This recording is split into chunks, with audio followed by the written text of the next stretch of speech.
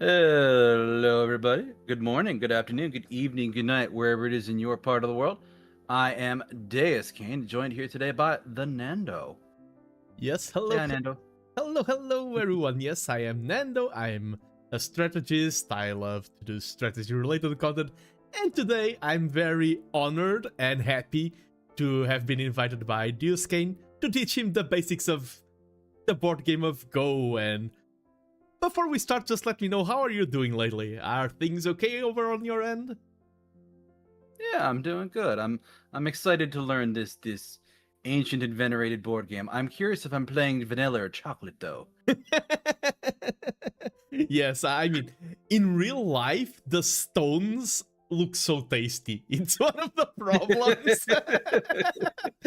I've heard the people say the same thing about like custom D&D dice. They like, yeah, we make these dice. Oh, these math rocks look like such candy. And they're like, you know what? We should make candy that looks like math rocks. And the DM's like, no, that's gonna end badly.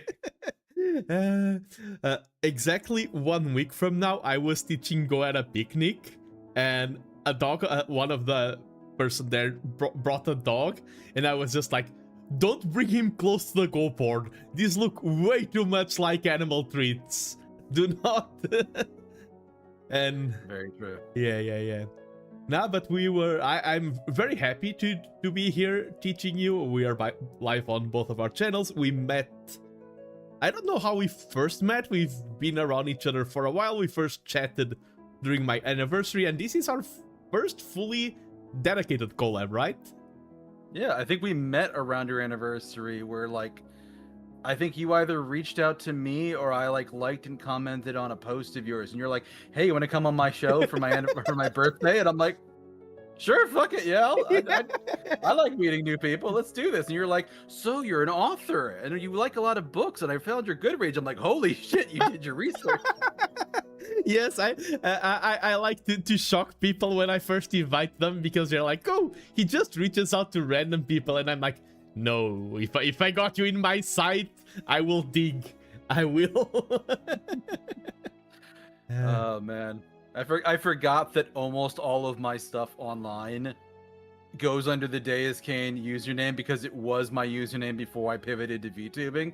So much of my stuff is just under that, with a few occasional like spots where I'm not Deuscain on Reddit. I know that much. Somebody else got that, and I've tried resetting the password, and I'm like, it's not showing in any of my email accounts. Damn it, it's not me.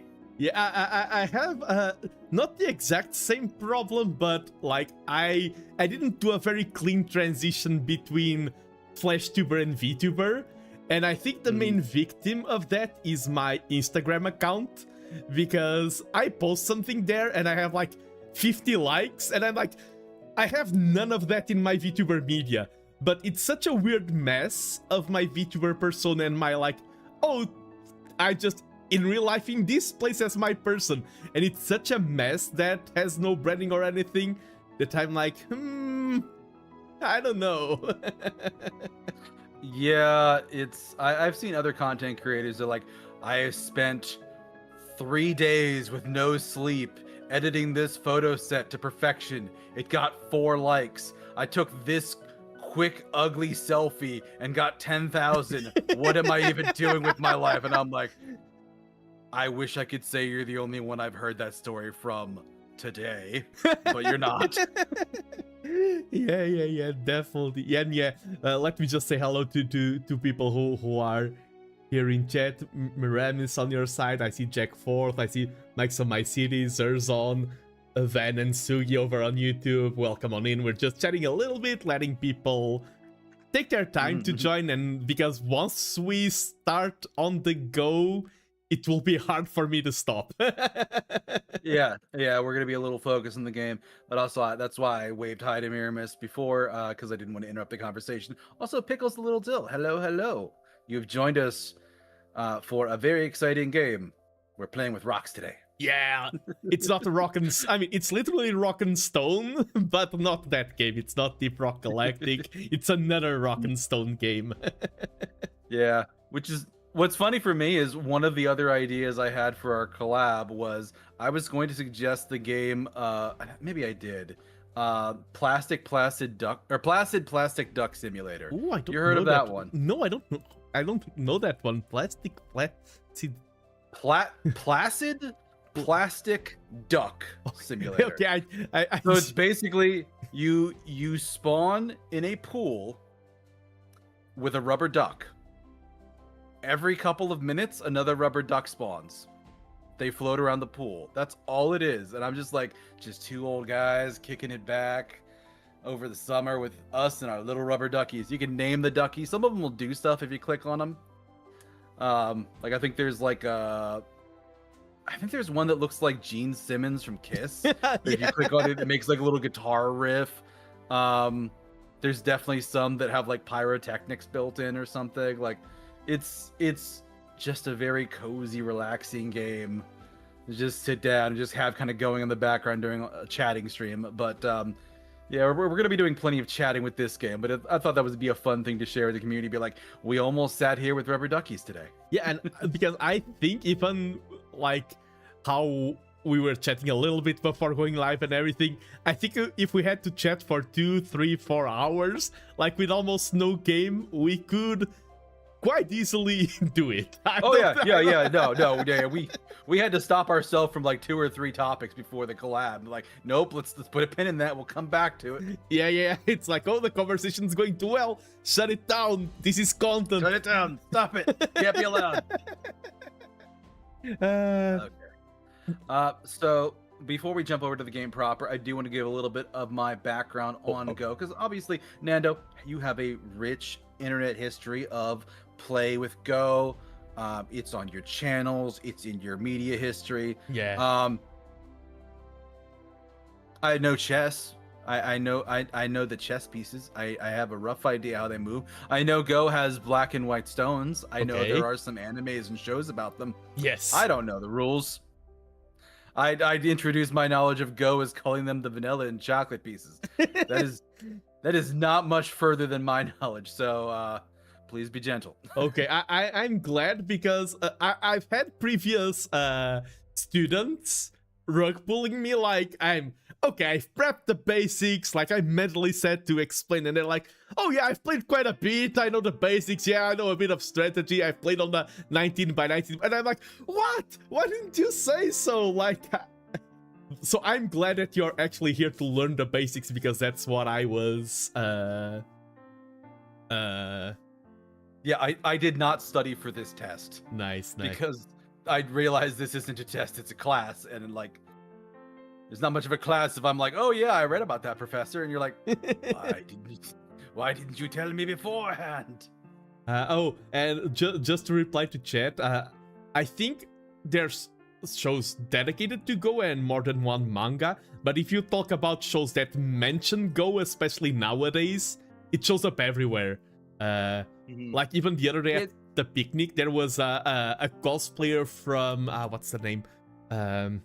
The Apothecary Diaries. It's quite a popular anime right now, and we were just doing a photo session because I brought my Go boards, especially for the photo shoot of the cosplayers, because Go shows up in that anime.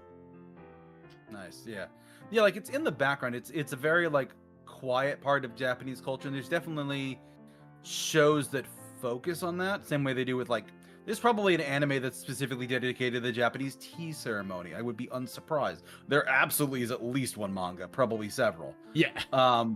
But in terms of like Go itself, that I have a very passing knowledge of it. I have not played it. I know vaguely of it, but yeah. Yeah, and that's one of the things I like about having this platform. And oh, by the way, introducing my story about Go, I've been playing for 16 years, I think roughly. Participated in a few tournaments. Next month, I'm traveling to Korea to represent Portugal in the World Amateur Go Championship. Last year, I was in Canada doing the same thing, so I've been around. I've been around the Go sphere, and a lot of people think that, for example, if you're writing is only worth it if you get like a published author. If you're playing football with friends, it's only worth it if you want to follow a professional career. I'm a big defender of hobbyism and of doing things like it's, yeah, like you don't have to go all the way to enjoy something, and that's one thing I like to focus on my lessons. If you become in love with Go and want to dedicate your whole life to it, go for it. If it's just something that, okay, you become aware, sometimes you play a match and now you know the rules, that's more than enough for me. Yeah, that's a good mindset for it. Because, yeah, I'm not planning to go into competitive Go. Pardon the pun. Based off of like learning it here, I doubt it. Like my life would have to shift significantly. No offense. Yeah. Knock on wood. Yes, especially my life has been busy enough. Yes. These days it's way too busy. No. Yeah, especially like this is a game that you can sink a lot of time into it in learning it. Yeah. I mean it's similar to chess, and it's just Yeah. this strategy game that stretches your brain and makes you think. But even with chess, like I know the basics of the pieces. I don't know any advanced strategies. I would have to look up how castling works. I have a very like vague understanding, but I am by no means an expert. Okay. And do you want to hop onto the Go board on both of our streams, and I can start talking about the game and introducing you to the basics now? Sure. Yeah, that's all. Okay. Yeah, and okay. Just to give you a little bit of history, just so you know what you are diving into, Go is the oldest board game that has been played like without interruption. It was created roughly 4,000 years ago in ancient China. We have documents, we have archaeological findings of Go, and even since back then, people started making Go manuals, Go documents. They started organizing, I think roughly in the 4th century, some national tournaments that invited 200 professional players. You had then the rise of Go spread from China to Korea and Japan. You have houses of Go in Japan, like competing, kind of like universities forming their own Go students, having their own way of approaching the game. And it's a game that has quite a lot of cultural significance over there. Yeah. Around the world, we are roughly 47 million players right now. So it's pretty good. Yeah, it's funny because when I'm teaching in Portugal, people think, oh, he's teaching a very niche game that no one knows. And I'm like, this is not a niche game. This is so mainstream. In Korea, there's a channel called Baduk TV, which just shows Go 24/7. It's niche here. Yeah, I was doing the math quietly in my head on, like you said, 47 million. I'm like, all right, so there's 8 million people. 10% would be 800 million. 1% would be 80 million. 0.5% or 1 out of every 200 people plays Go. That's pretty good. Yeah, and those are better numbers than most video games. Yeah, and especially because, I mean, if you think about it, it's China, Japan, Korea, like a lot of densely populated places of the world are the places where Go is played, so it does inflate the statistics. How many chess players are there though? I have no idea. I just studied the Go propaganda. I don't know. Yeah, I was in the middle of writing them a response, and I'm basically like, I feel like chess would get very conflated with people that are taught chess, of which there are many. Yeah. Like, because like I don't play chess, but I know how. And yeah, I don't know what those numbers would match up to, but sorry, I have to go. Nice punch clock. That's very fun. But no, yeah, there's probably a comparable number, maybe slightly more, because chess has a lot more European influence, and European imperialism tended to kind of get everywhere, yeah, and wipe out what was there beforehand. So,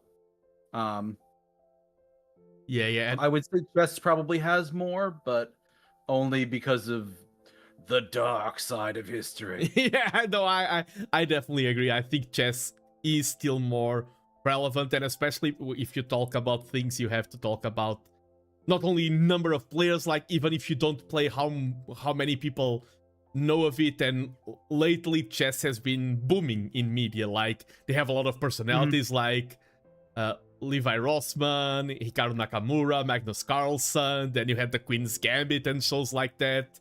So, but I mean, today is not a battle about chess versus Go. And oh yeah, chess, I think it's from the area of Persia. I think India was really important in the growth of chess. But yeah, let's dive into the rules of the game. And what you'll find out as I explain the rules is that Go's rules are extremely simple. It is such a basic game, and that's what makes it complicated, because if the rules are simple, that means you have a lot of freedom. A lot of freedom means a lot of choices, and that makes the game harder. And usually... Well, also I saw on the other screen that there's differing board sizes too. So a smaller board like what we're doing with here doesn't have as much variety as, say, like a full size. What were some of the ones here? Because I saw here, like, there's this one which is extremely small, and there's this one over here that like is enormous and huge. Yeah, you are like, what was it, 1D versus 2D versus 3D, or I'm not sure. Yeah, it's boards can like, when you play Go professionally, there's basically only one size of board, which is the 19 by 19 board. Like, that's the real board. That's how Go is played. There's nothing like, oh, I'm going to play on this board size for this competition. No, it's basically always the big one. But for teaching, we use the smaller one, the 9 by 9, because the rules are exactly the same. It just has less strategic depth and it plays faster. So it streamlines the learning process. It's basically a stepping stone. Yeah, it's a quarter of the surface area. The game's resolved so much faster. Yeah. And because number of combinations and everything, it is a quarter, but number of possibilities reduce in a huge magnitude. And okay, the game is played, black stones always start, and a move is always placing a stone. There's nothing like, oh, I'm going to move this stone in my turn. No, you place a stone, your turn is over, turn of the whites, they place a stone, it's their turn, then black can place a stone anywhere. We'll get over restrictions later. We don't place inside the squares, we place in the lines, and this is the usual game flow. One stone from one side, one stone from the other side. So far, you understand the order of play? Yep, black goes first and you alternate. Okay. What are we doing with these stones? I'm going to play a few moves. Just to give you an example. We can look at the board as if it were a battlefield. And we are distributing our soldiers, our troops, to fight over territory. And a lot of people call Go the surrounding game, because that's how we conquer territory. If we look at this corner, in the bottom right, the black stones have surrounded 6 areas of territory, right? 6 empty spaces. Yep. These would be, at the end of the game, that's when we count points, these would be 6 points for the black player. And while this happened, the whites surrounded these 7 points. So this would be 6-7 points. I didn't do that on purpose, sorry. Sure you didn't. And this would be 7 points for white. The border itself doesn't count the white stones. It's just the territory that we surrounded. It is the surrounding game. This would be 6 points for black, 7 points for white. Any question? Yeah, I want to cut in and ask a question here. Yeah. So, I think this is a black piece. I'm just going to drop it there. If we put a white piece here. Oh, I cannot see. It's one of the limitations of the website. I cannot see the places that you see the ones I'm placing down. I cannot see the ones you are placing down. Let me see. I can check your stream. Wait. So basically, in the corner, because you drew like a zigzag line for white. In the corner above that to basically square off white. Oh, how does that change the point calculations? I just basically a white stone here, right? Yeah. Oh, this would be exactly the same number of points. What counts is what we are surrounding. A surrounded stone is not a point. So this would still Okay. be. So it would still be 7, even though there's a stone at C5. Yeah, exactly. And expanding on this logic, if white plays here, now white only has 6 points. White is stealing points away from themselves. If white plays then here, now white only has 5 stones. 5 points. I stopped seeing your moves. Where am I? Oh, I'm gonna click on your side. Okay. Okay. Can you see them now? Okay. Yeah. I see them. Yeah, if white plays here, white only has 6 points. If white then plays here again, white only has 5 points. White is stealing points from themselves. Okay. Got you now. Yeah, So yeah. it's purely you're trying to capture unplaced space. Exactly. So filling up your own space is bad, and that's related also to how the game ends. Because the game must have an end, and we will get to that in a moment. This is just half of the rules, and do you understand it for now? Yep. Place points to encircle empty spaces. Surrounding other stones do not count as points. Yeah, exactly. That's half of the game. You wonder in 20 minutes of yapping and then 5 minutes of actual rules, I explained you half of the board game of Go. What is the other? Go ahead. Sorry. The other half I was gonna say is going to be like Othello, where you're flipping stones. Oh, it's not flipping, but you're around the correct ballpark. It's not flipping, but it's capturing. And I'm going to show you another example. Oh, I'm seeing your overlay on your side. I'm going to give you a recommendation. On the right side of the website, there's a tool that says enable AI review, and you can disable it to unclutter the board. On the right side of your browser. Yeah, exactly. It just makes... I turned off the AI overview. Yeah, it makes the board cleaner for our lesson. Okay. So, sorry, going back into the lesson. The other part that I want to teach is fighting. And how do we fight in Go? Basically, the first example that I provided were 2 walls on different sides of the boards, and there's no interaction there. This is mine, this is yours. We live in peace, there's no trades. However, since we take turns, we can both try to claim the same land. And instead of having a neat, organized board, we have a mess like this. And now it's like, okay, what's white's territory, what's black's territory? This is a battle, it's not an established border. And the rule is, stones have something that is known as a liberty. A liberty is an empty space surrounding a stone. For example, I'm going to focus on one stone at a time. This stone at the top only has 1 empty space, it has 1 liberty. If we go at the stone on B7, it has 2 empty spaces, 2 liberties. The stone on D7 has also 2 liberties, right? Okay. Liberties are basically empty spaces around the stone. When one stone goes from 1 liberty to 0 liberties, it loses liberty, it becomes a prisoner, it is removed from the board. That is a capture, and that is how we fight. This territory, it wasn't clear if it was black or white. Now that that stone lost their liberties, it starts to become clear that this area will turn into black's territory. And even here, for example, we can chase this stone. This group has some liberties, we can keep chasing it around. I'm going to play just a little bit fast, just to show you that all of this group of whites, diagonals do not count. You only have 1 liberty there on the top. If black removes that liberty, all the group gets captured.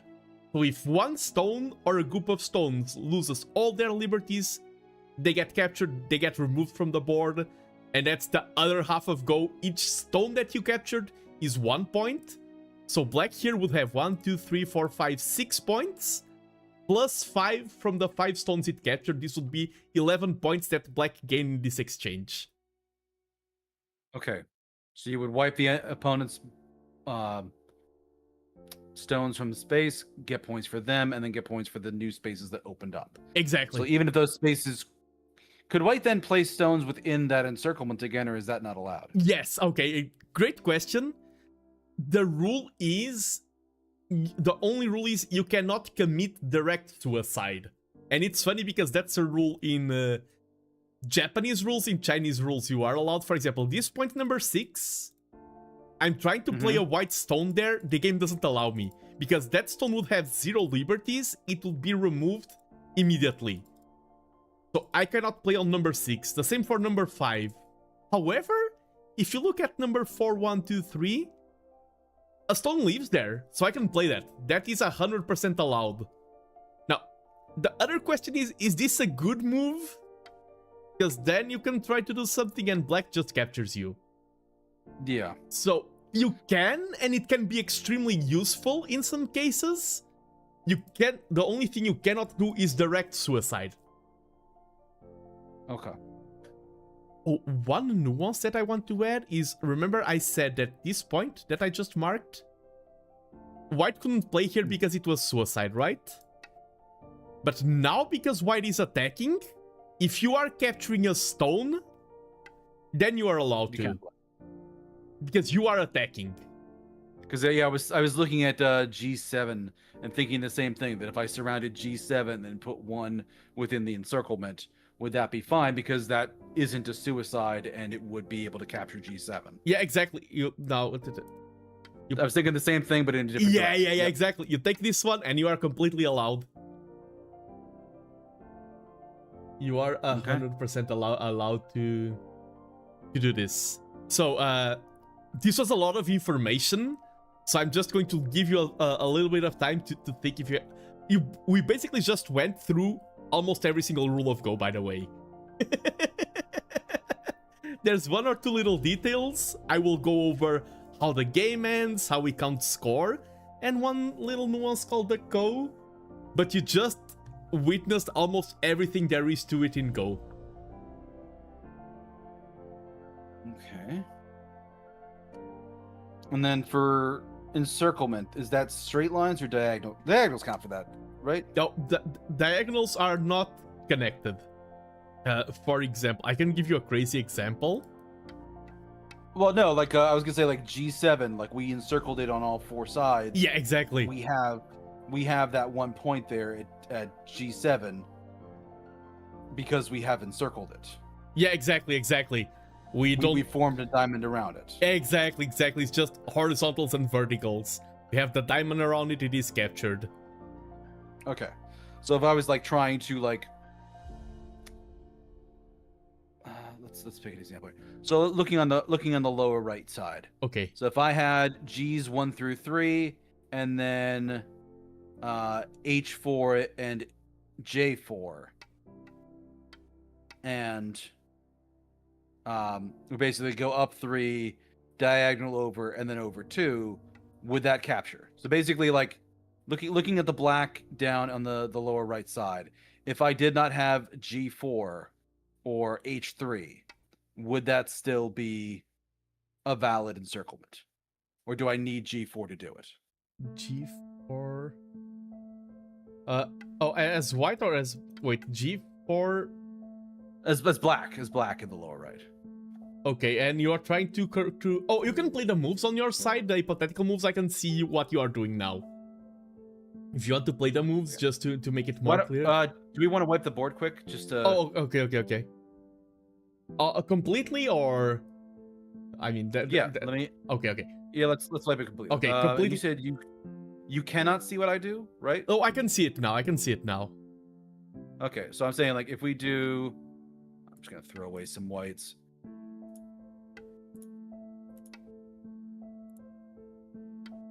Is that an encirclement of these 6 spaces here? Yeah, it is, yes.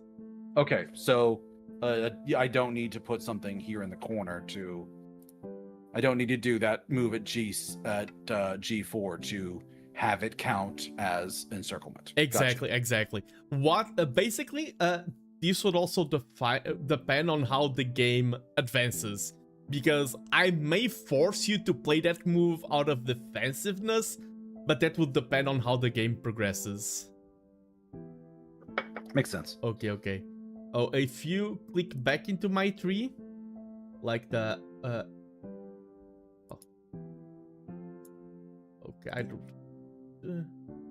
I just hit the big like rewind button in the bottom. Oh, okay. To go all the way back to the start. Okay, and are you seeing my moves? That Yep. Oh, Yes, okay. okay. That was my question. Okay, because going back to this example, if I'm white, for example, and I place like this, and now if I play, this is a key move, something like age 3, now black has no escape. Black can try to run away, like those two stones can try to run this way, and white just... Oh, wait. White plays here, and it has surrounded them. So they're gone, and then they can't suicide in the other section, but then they play something, and white is just going to take them over anyways. Yeah. So for example, here, the board reaches this situation, black has to play something like this to avoid that. Technically, this would still be death for black, but that's more advanced reading. Because after white plays here, there's no way black can live. Oh, I'm going to teach you the concept of 2 eyes since we are here. Why does this move... Concept of 2 white? 2 eyes. Okay. I'm just going to explain you 2 eyes, and then the core rule, and then one more round of questions, and we hop onto the board because it's already too much theory. Okay. Why does this move kill Blackstones? If we have Why does that... Yeah, this move... Oh, sorry. I thought you were asking me a question to be like, oh, yeah, use your logic that you've... So why does that move kill... Actually, you know what? I do want to try and answer. Why does it kill Blackstones? Because at this point, black can't encircle the white stone, so there's always going to be a white presence there. And no matter what black does, white is going to be able to encircle at least some of their stones and shut them down. Yes, there is... the logic is there. In reality, there's a simpler way to equate it, which is the concept of eyes. If black has a group like this, this is 1 eye. So if white surrounds a group that only has 1 eye and plays on the inside, white kills it. Black only has 1 liberty, white surrounds on the outside and inside. 1 eye is not enough to live. And sometimes you can see a group that has something bigger like this.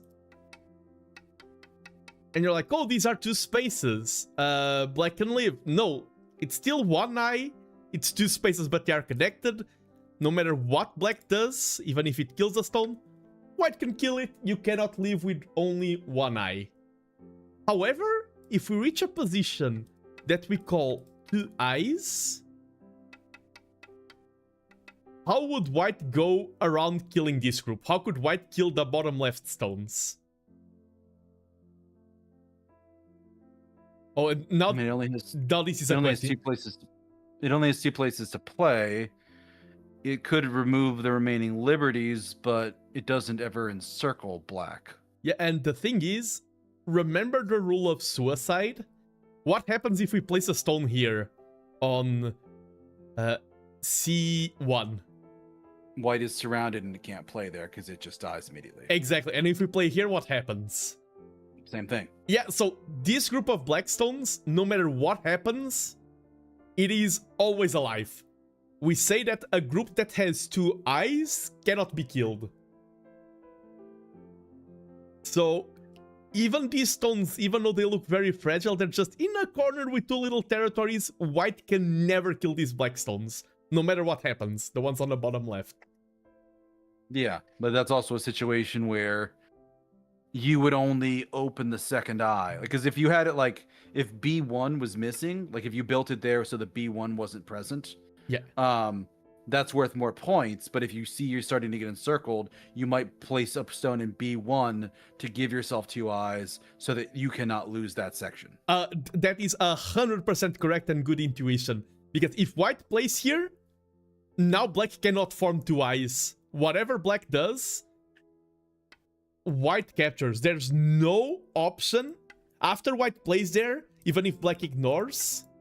There's literally no option where black lives if this is a white stone. So even though you lose a point, as you said, because you're playing inside your own territory, you're not losing a point. You're actually gaining like 15 because you're not losing stones. You're not giving them to white, yada yada, if you do the mathematical calculations. This is a necessity. You need this stone to create the 2 eyes. And that's why the stone in J1 out of white kills the black group. Once that stone is there, it doesn't matter what sequence black can try to play. If white answers correctly, black will never form 2 eyes in here. This is something that comes from experience, like you won't be playing and like, oh, I've read 5 moves ahead and I know that these will form 2 eyes or not. That comes from experience. But here this white stone prevents the 2 eyes, and if it's a black stone, now white cannot kill because these are 2 eyes, and no matter where white plays, black surrounds. Yep. Okay, there's only one final concept I want to teach you before we hop into the board itself and start playing, which is everything that I was teaching now was strategy. It was not rules. There's one rule I want to teach you, which is the Go rule. It is one of the weirdest and most important rules in Go. Okay, I'm white and I'm going to take this stone, right? And you already see the problem, right? I don't even need to, I like when I don't even need to show what happens. And now, I'm going to use special tools because the game doesn't allow me to play this. But if black plays this, and then white plays this, yep, it's an endless loop. Like the browser itself doesn't allow me to do this because it's illegal. And why could white play here and now black can't? The core rule basically states that the board cannot repeat itself. Like, if white plays f5 right now, the board has never looked like this in the entire game. This is a new board state. But if now black plays e5, the board is repeating itself. So that is illegal. So can black never play here? Black can play because we have something called like intermediate moves. Like if black plays f7, and now imagine that white responds, now black can play there because this is a new position that the board has never seen. And now it's white that cannot play there because white would be repeating the position. So basically, it's a rule to stop infinite loops, is that you have to play an intermediary loop, intermediary play. You cannot just keep playing back and forth in the loop. And this is actually something that happens quite commonly in pro games. And then like one player, for example, here black plays this stone and that finishes the loop. Like black defended, loop is over. Okay. And these are all the rules. What's the rule for ending the game? Oh, I kept thinking to myself like, oh, next thing I'm going to explain the ending of the, and I never got to it. Basically, the board reaches a state like this one, where I've shown you that this is like one... Okay, I'm not going to count all of them. These are white's points, right? And if white plays here, white is just losing a point. So it is a bad move. Yeah. And at the end of the game, we remove stones that we consider capture. If white plays here, we basically... both players could agree that this stone is dead. It's kind of like an agreement. It's like, oh, it's inside black's territory, it's dead. If the players don't agree, they keep playing. And it's like, okay, yeah, it's dead. So this can be pointless or not. And like, okay, but we aren't talking, we aren't saying like, oh, is that pointless or not? That has to be a system. What is the system?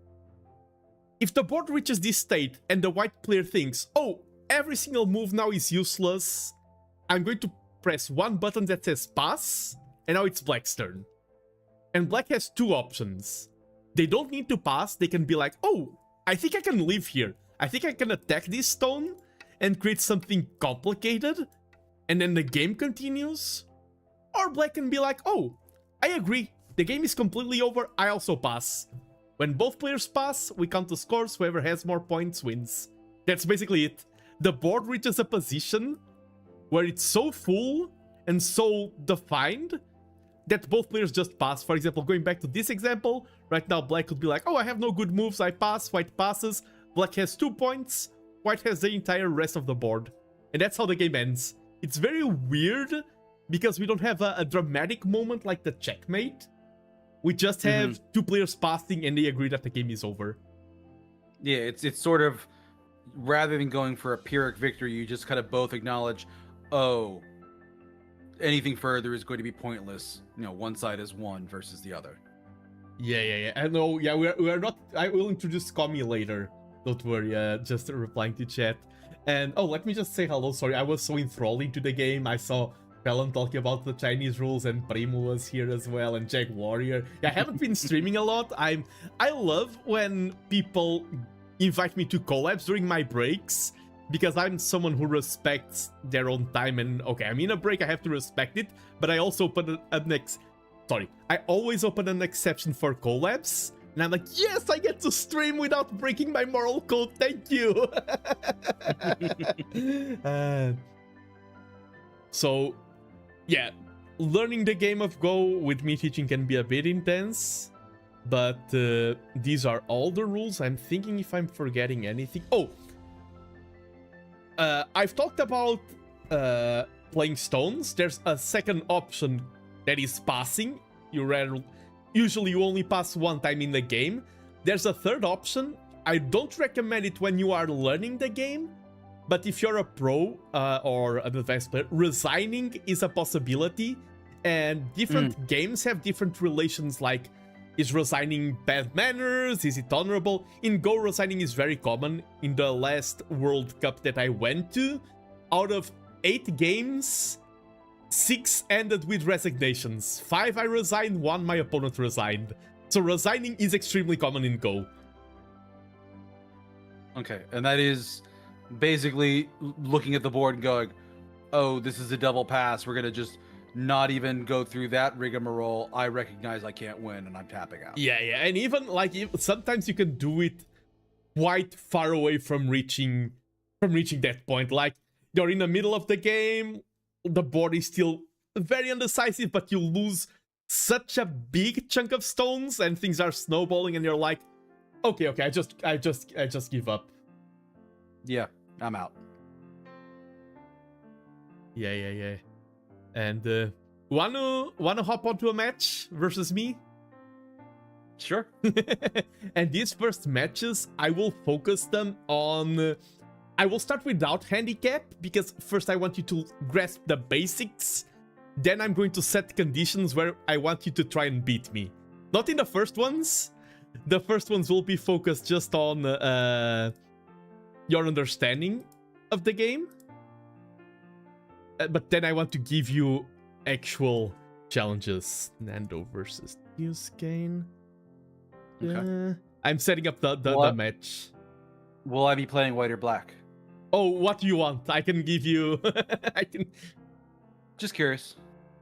I can give you automatic. Plot twist, Deuscain is Grandmaster Go player in disguise. I wish. I wanted... Just reach down, Scooby-Doo mask something off and just, aha, it's me, your opponent from the last tournament. You never saw me coming, Nando. No. You pull like, oh, I'm actually Michael Redmond, who is the best Western Go player in history. And I had dinner with him, so... I know that you're not Michael Redmond. No. Okay. Just setting up the match. I'll send you the invite. But no, it is very interesting.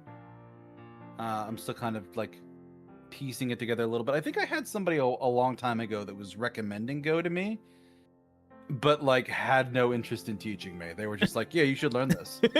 Which is always a thing that I kind of hate when like somebody recommends something. They're like, oh, you should do this. Oh, you're gonna do it with me?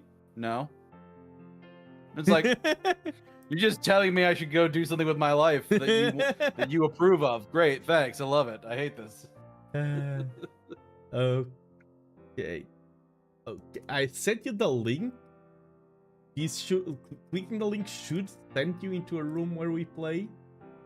If I set everything up correctly. Color is automatic. Ranked, no. Handicap, no. Japanese rules, 9x9. Game started. Okay. Okay, yeah, we have the game started now. Oh, I randomly into playing black. I placed the first stone. And let's go. Okay. Do we have to play it on one of those pips to start off with? No, you can play anywhere. Oh, my chat is saying I forgot to show them the board. That's kind of important. Yes, you want to update that? The joys of streaming.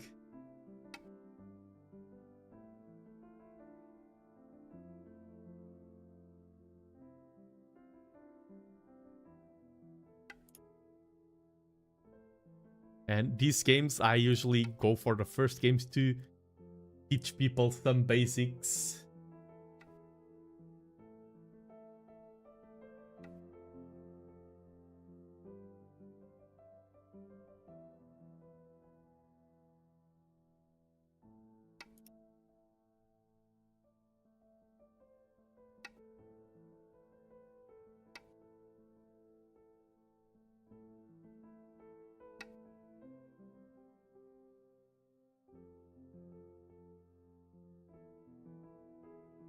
And of course, I don't want to talk too much to not disturb your concentration, because for me, it's very chill. Yeah. But just what I thought, yes, over 500 different people how to play Go in my life. And I haven't achieved my main goal, which is having one of them beat me seriously. So I'm still waiting for one of my students to surpass me. You have that challenge here.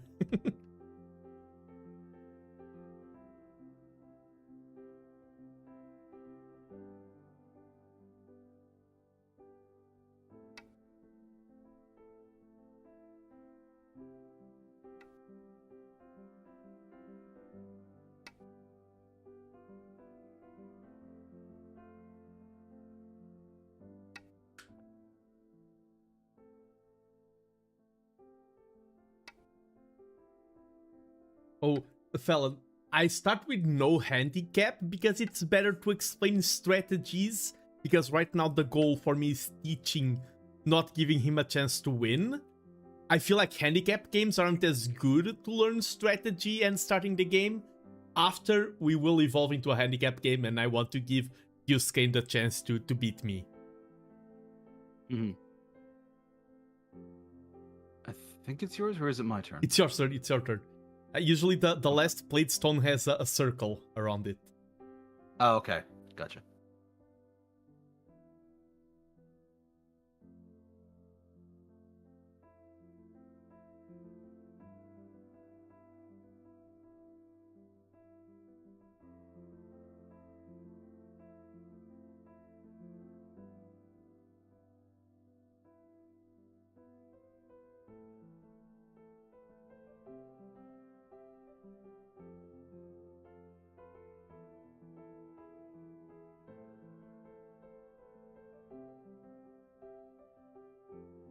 It's your turn, right?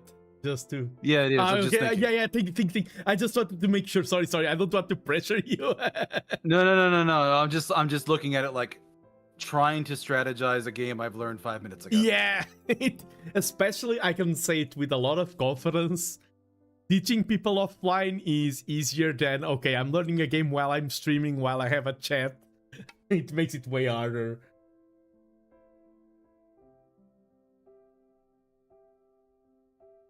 I feel like I made a good move there a minute ago, but Mm-hmm. we'll see how it goes. How it goes. Ha ha ha. Oh, I wasn't even trying for that. No, Go is too easy. To make puns.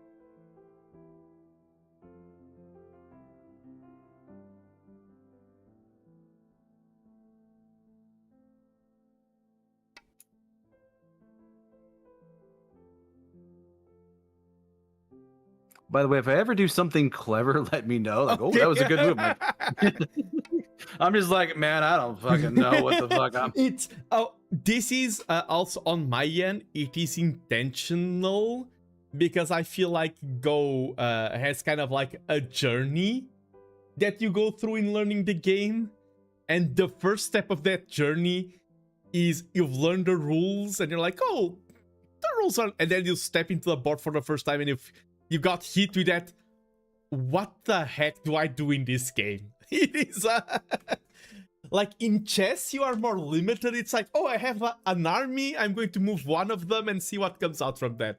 In Go, it's like, okay, I just have a freaking empty board. I can do whatever I want. So what do I do?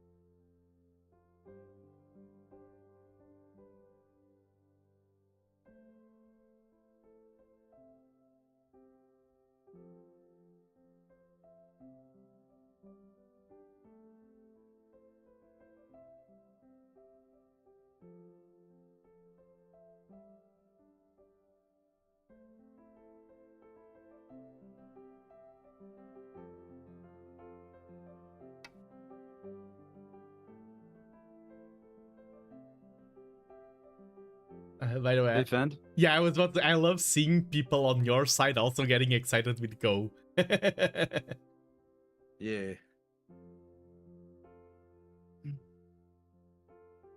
For example, I have Fallon in my chat. I met Fallon because I played him in my first, like, the first Go tournament I played in my life. I played against Fallon, who is here in my chat, so... Nice.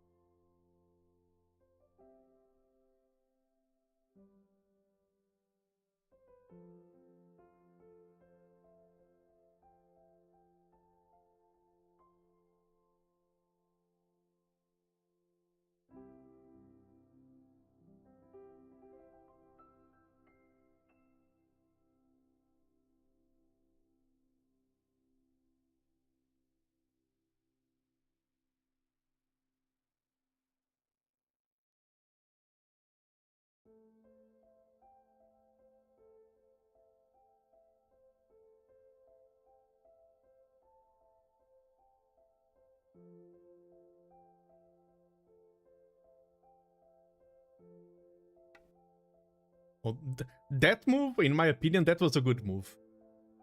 Yeah. And I can explain you basically the logic. It's that my stones are very strong and connected. Like, it's very hard for you right now to try and kill any of my stones.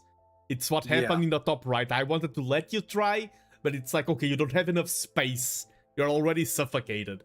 So yeah, I was trying to see if I could capture your top left, and I'm like, I'm starting to circle, and then I'm like, oh, I can't fill in the upper column of the F of the upper part of the F column because you're just going to capture whatever I put there. So those are wasted moves, and you're starting to encircle upper right. So where else can I go? yeah, And yeah, because that's the thing. Because in Go, the stones that we use to attack are also getting attacked.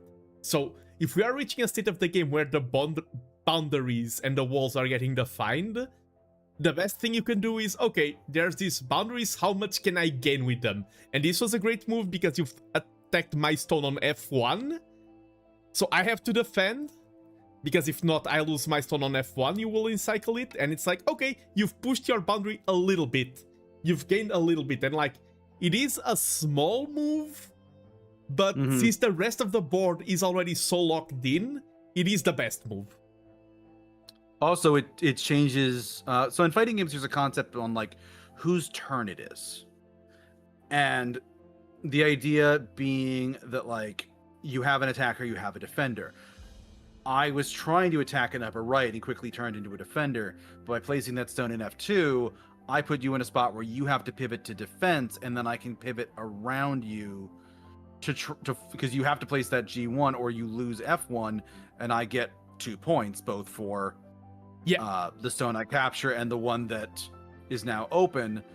So by putting this here, I've swapped turns, and now you're on defense and I'm on offense. Yes, and that's I'm very happy with you as a student right now, because you've just stumbled into one of the most important concepts of all of Go, which is initiative. Basically, you've played a move. I'm not going to go deep into terminology. We have this concept called Sente, and a move with Sente means that it's the move that gives the initiative. It's a move that, okay, I play this, my opponent is now forced to respond, and I can just keep playing moves after that. I have the initiative. And in advanced Go, that is one of the most important concepts in all of Go, in strategic thinking. So that was... you stumbled into the absolutely correct idea there.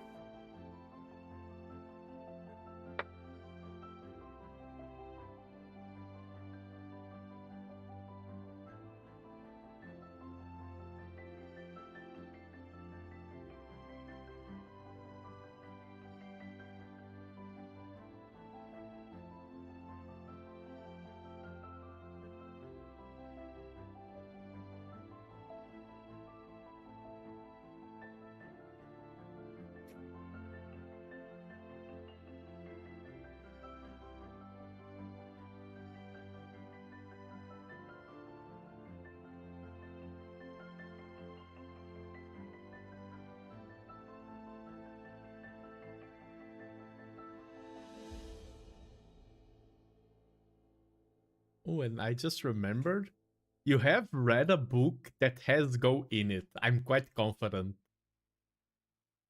Oh, I'm sure I have at some point or another. Because I remember you've read the Wheel of Time saga, right? Oh, they're what was the game called in there? It's not called Go. It's something else. But yeah, it's just called Stones. They are playing Stones. Okay, so Stones, yeah. Yeah, and after learning the rules of Go, like, that game is 100%. Even the author itself, Robert Jordan, declared that, yeah, Stones is Go.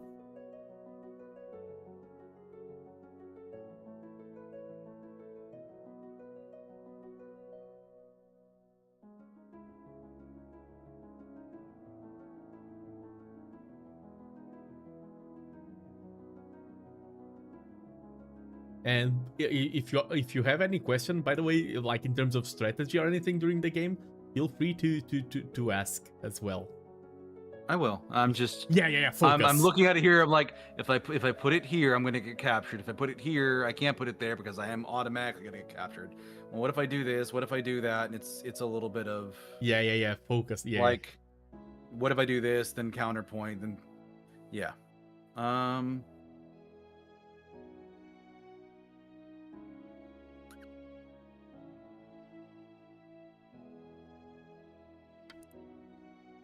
Oh, that's also that was also a good move, because it helps you surround the point on E2 to gain 1 extra point. Mm-hmm.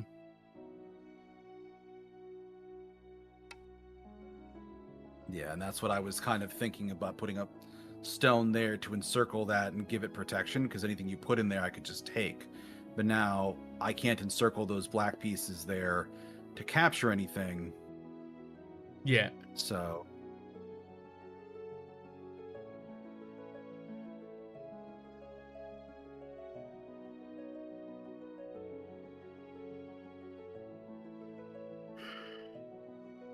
it is not an easy game.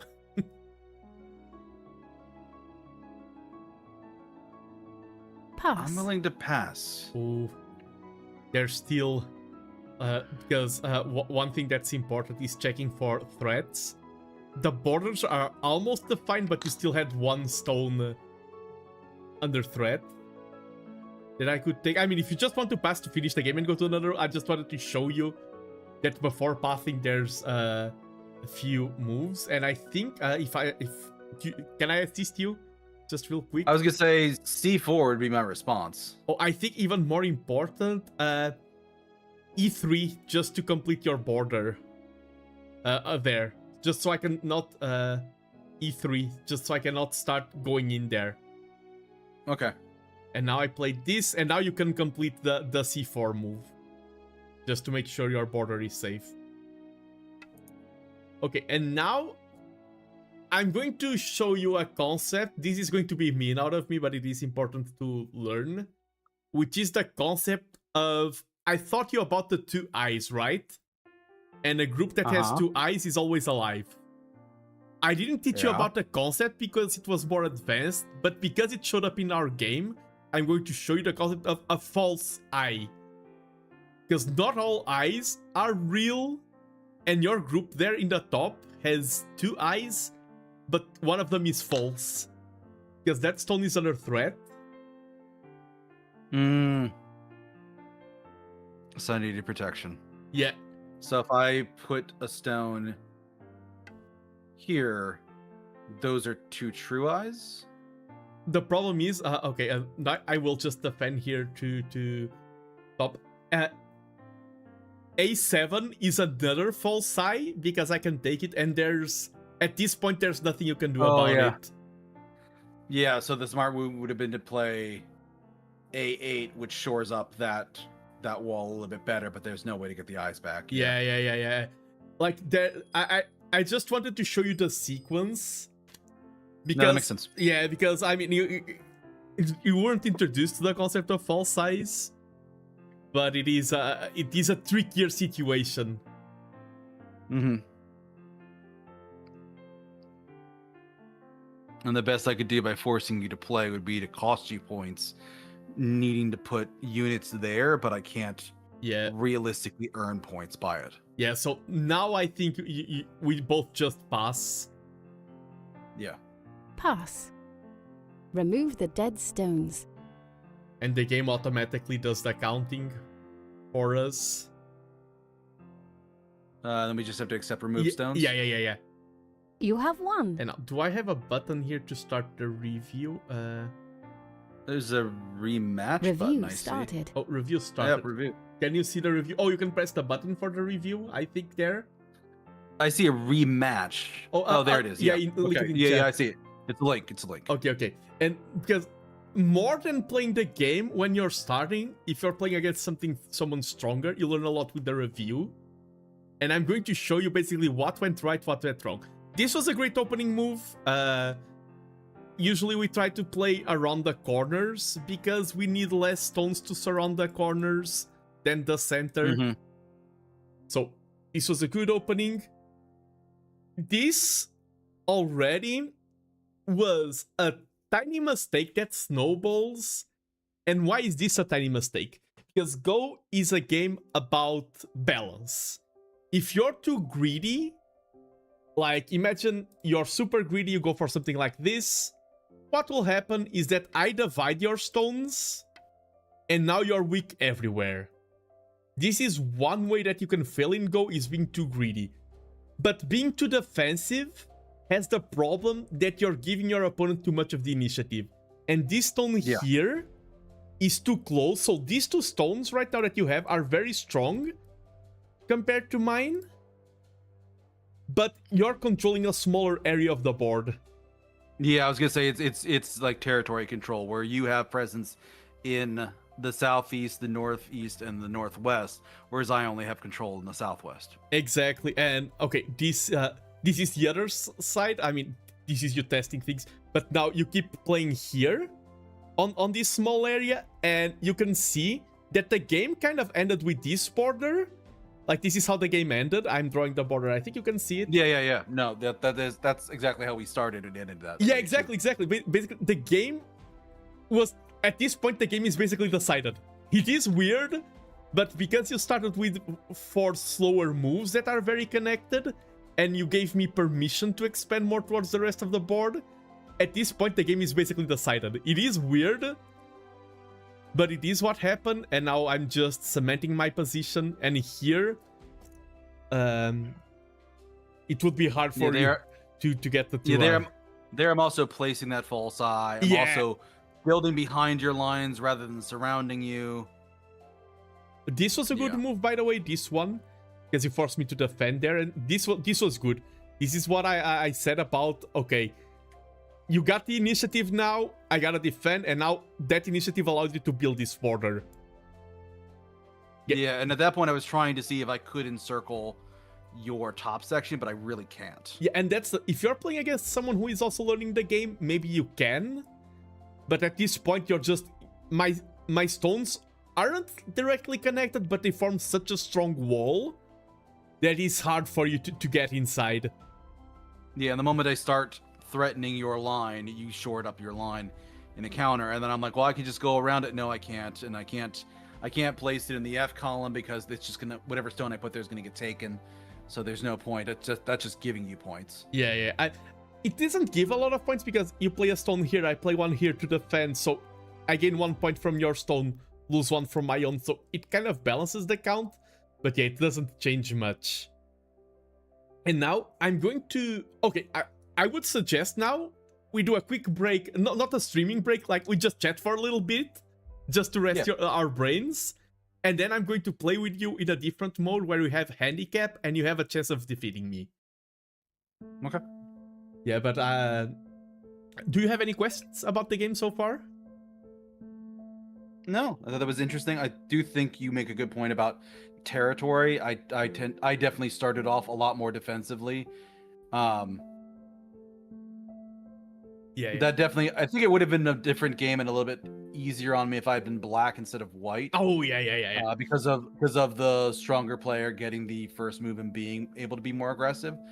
But it's fine. Yeah. I'm gonna, whether I'm playing casually or professionally, I'm gonna lose a lot of games at Go, and it's fine. Yeah, there's a saying in Go, an important Go saying. It's like the best way to get good at Go is losing your first 100 games as fast as possible.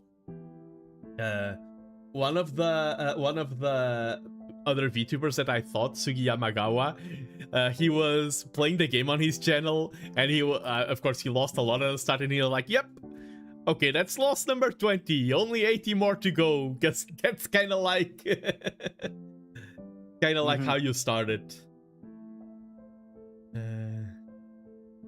Oh, but just for a little bit of chatting, we were talking a little bit before the stream, because we are both authors who like writing stuff and everything. And lately, I was telling you that I've been watching so many videos and essays about the writing in Avatar: The Last Airbender. It's so good.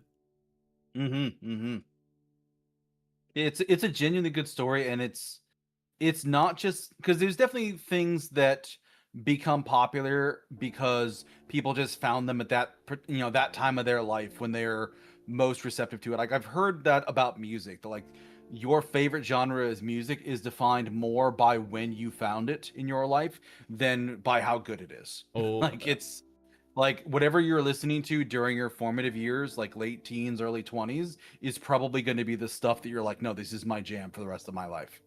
That's why our parents are like, no, Pearl Jam, Led Zeppelin, like these are the best bands ever. There's nothing ever better than that. So definitely, like, there's an aspect of that, I think, with things like The Last Airbender, but it is also just a genuinely good show. Like, it's well done, it's well written, it's well made. And there's a lot of reasons why it does well, and I think there's a lot of reasons why its sequel Korra doesn't do as well. Yeah. I think Korra is a fun subject because depending on who I'm talking with, I think it's both. Some people should be harsher on it, and some people are too harsh on it. I feel like no one provides a balanced take. Like, some people are like, "Oh, anyone who hates Korra is like a hater, and it's actually a good show." And I'm like, "Yeah, it's not that bad." But then people also defend it too much, and I'm like, "Okay, it's also not that good." It's a weird middle ground. Yeah, because like narratively speaking, The Last Airbender is, scrappy underdog story fighting the big bad, and saving the world, and we've seen it time and time again. Yeah. It's very well traveled, a very well traveled story, and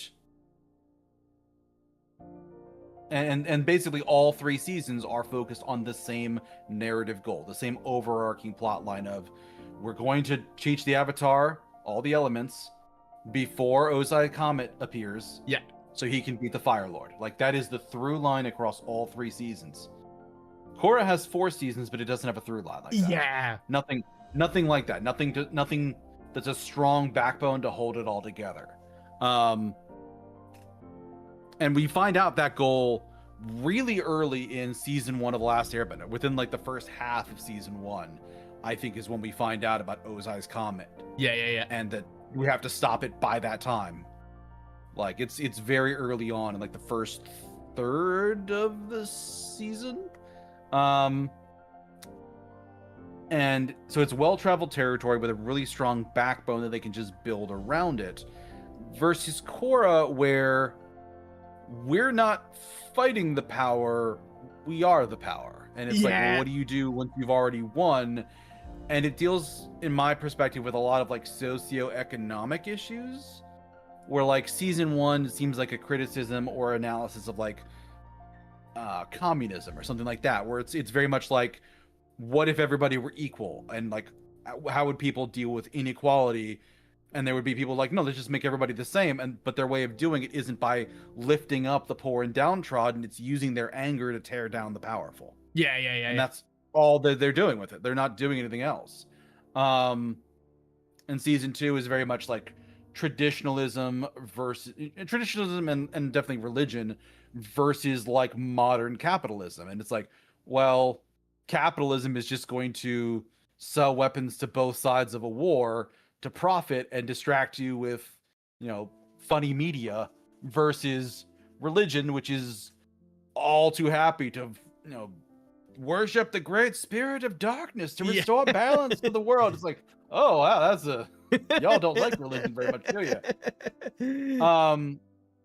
Season 3 is definitely like, oh, we're sick of this, everybody else is full of crap, the strong should live, and it's like anarchist. Yeah, anarchy, like, completely. It's like the strong should not be beholden to anyone, they are gods in their own right, and they just turn into terrorists. They just like, we're killing the Avatar not because she's trying to chase us, not because she's trying to stop us and everybody knows that we're terrible murdering psychopaths.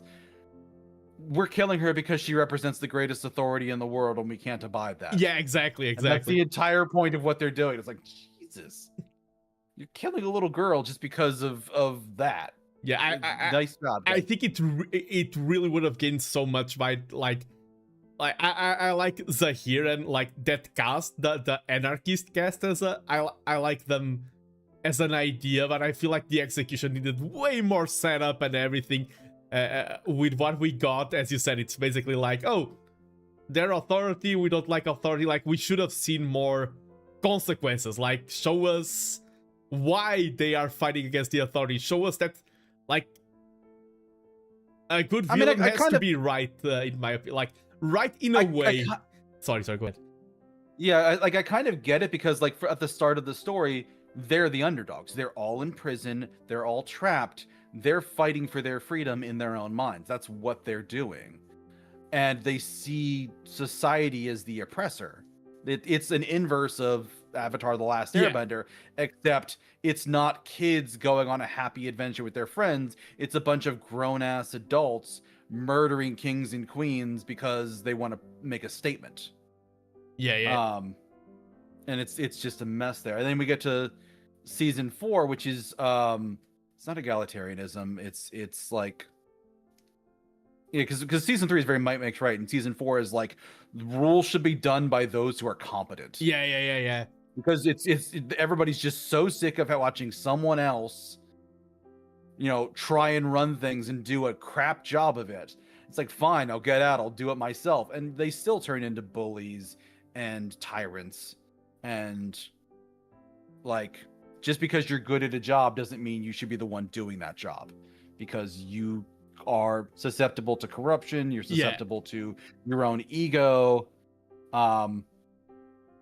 Even more than season 3, season 4 is like might makes right. We are the strongest. We're going to be the ones who, make the decisions as what goes forward, because we're not going to turn over power to these people who are idiots or who don't care. We do. Yeah. So like it's all socioeconomic criticism, which is not nearly as compelling a story as me and my friends are going to get together and overthrow the Fire Lord. Yeah, and like that's one thing that like fantasy sci-fi in general can focus on two roots, and usually they're intertwined with this the individual or the society.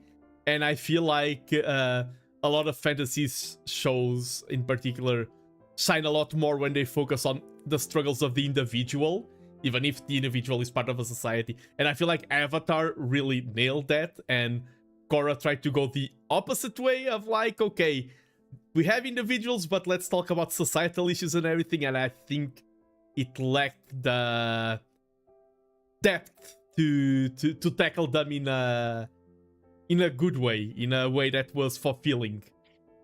Yeah, like I think season 1 was strong. Like season 1 of Korra was a very strong season. But you can't have 4 seasons of, well, the Avatar's still trying to figure herself out. Like that's not interesting. Season like The Last Airbender, the whole plot is that Aang is trying to figure himself out. But that's because martial arts is a journey of self-discovery in a lot of ways. Whereas in Korra, it's like, no, she knows martial arts, but she's trying to figure out how she fits into the greater world, especially when the world is trying to shove her in a box and force her to conform a certain way when that's not who or what she is. Yeah, exactly. Oh, and I just wanted, I forgot to mention this. When you were talking about the nostalgia value of Avatar, I have a fun perspective on that, because I didn't watch Avatar growing up. I watched it for the first time like 7 years ago, so I was definitely an adult already, and I watched it because I gave my manuscript, the one that I'm submitting at the end of this month, one of the first readers, and he was like, "Oh, this is cool. You were clearly inspired by Avatar." And I'm like, "Oh, I never watched the show." And he's like, "Dude, go watch it now." What are you doing writing this man? Like, dude. And it was a good recommendation. Yeah. No, I saw something similar with another person who they were talking about wanting to write a show about like, oh, there's these people who do magic and they use ink and they and I'm like, you probably should watch Witch Hat Atelier. Yeah. Oh yeah, people recommended it. You really should watch Witch Hat Atelier. I'm gonna write a book about this. Fucking watch Witch Hat Atelier. I swear to God, man. Yeah, for me it was kind of like the same thing, and then I watched Avatar. But it's funny because I'm aware that I'm one of the people who you just like Avatar because of the nostalgia, and I'm like, nope, I'm immune to that argument. No nostalgia on my... I mean, of course, there's nostalgia with the fact that it's an animation style that I relate to the animation style of when I grew up or everything. But with the show itself, I had no exposure. I watched it with no spoilers at all. I was like, as a full-grown adult, and I had a blast. Yeah, no, like, it is a good show that stands on its own, but I do think that, like, people that saw it that were the right age at the time, they will never stop talking about it for the rest of their life. They got good media at a time when any media would stick. Like, I remember watching some dog shit anime back in those times of my youth, and they have a special place in my heart, but I'm not going to tell anybody what they're called because, man, some of them are embarrassing. For example, talking about an anime that is quite hated, and also quite loved, My Hero Academia. I was watching that like out of interest and everything, and I was like, of course I'm now a fully grown adult, and I was like, this is so much better than so many shows that people like are like, okay, out of nostalgia, like this is the best show ever. And I'm like, this has its flaws, true, but if I compare these to shows in the 2000s and everything, the writing is so much better. This is, people are just like, I don't think it's a masterpiece, but it's so much better than a lot of things we had back then, in my opinion.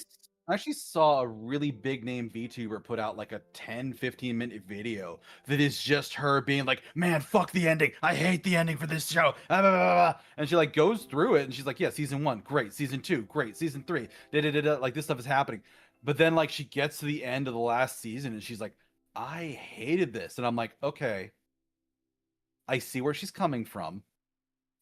I don't have the same perspective, but I've seen enough people complain about this show to know that she's not alone in those feelings. Yeah.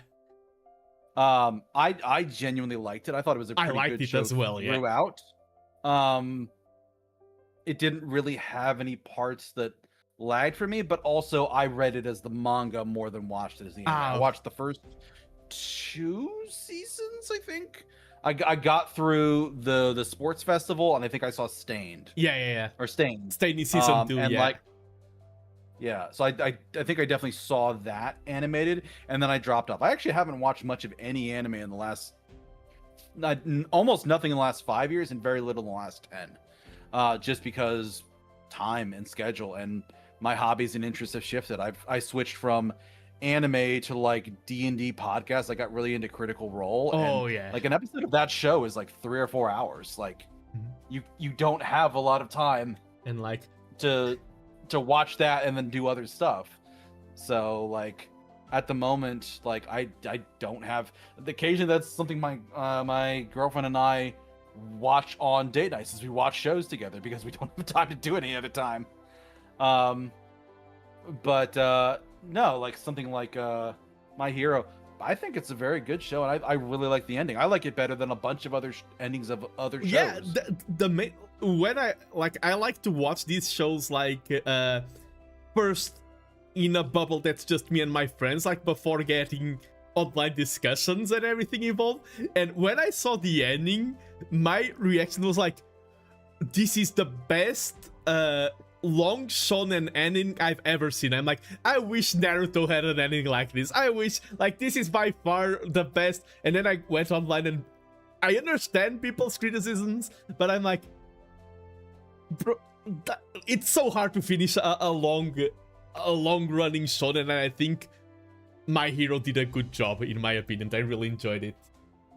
Yeah, because I think about, like, my first show that I watched that had a really bad ending was a show called Vision of Escaflowne. Oh, I know that.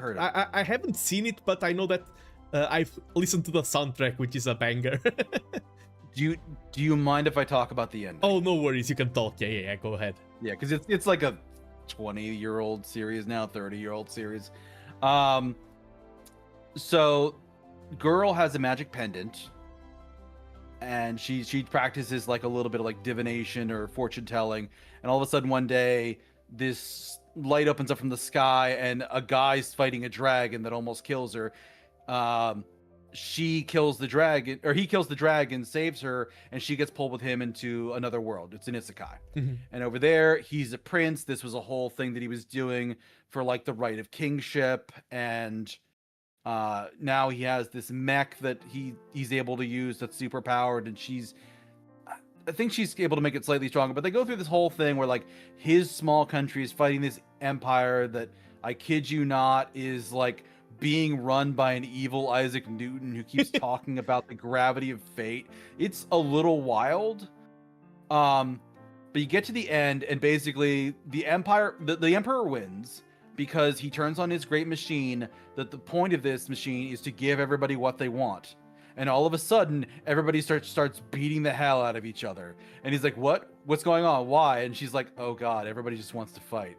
That's just all it is. They just want to beat the shit out of each other and fight. And he's like, oh no, I fucked up. Oh no, I fucked up. So they have to break the machine, and they do it, and they turn it off, so this perpetual war stops.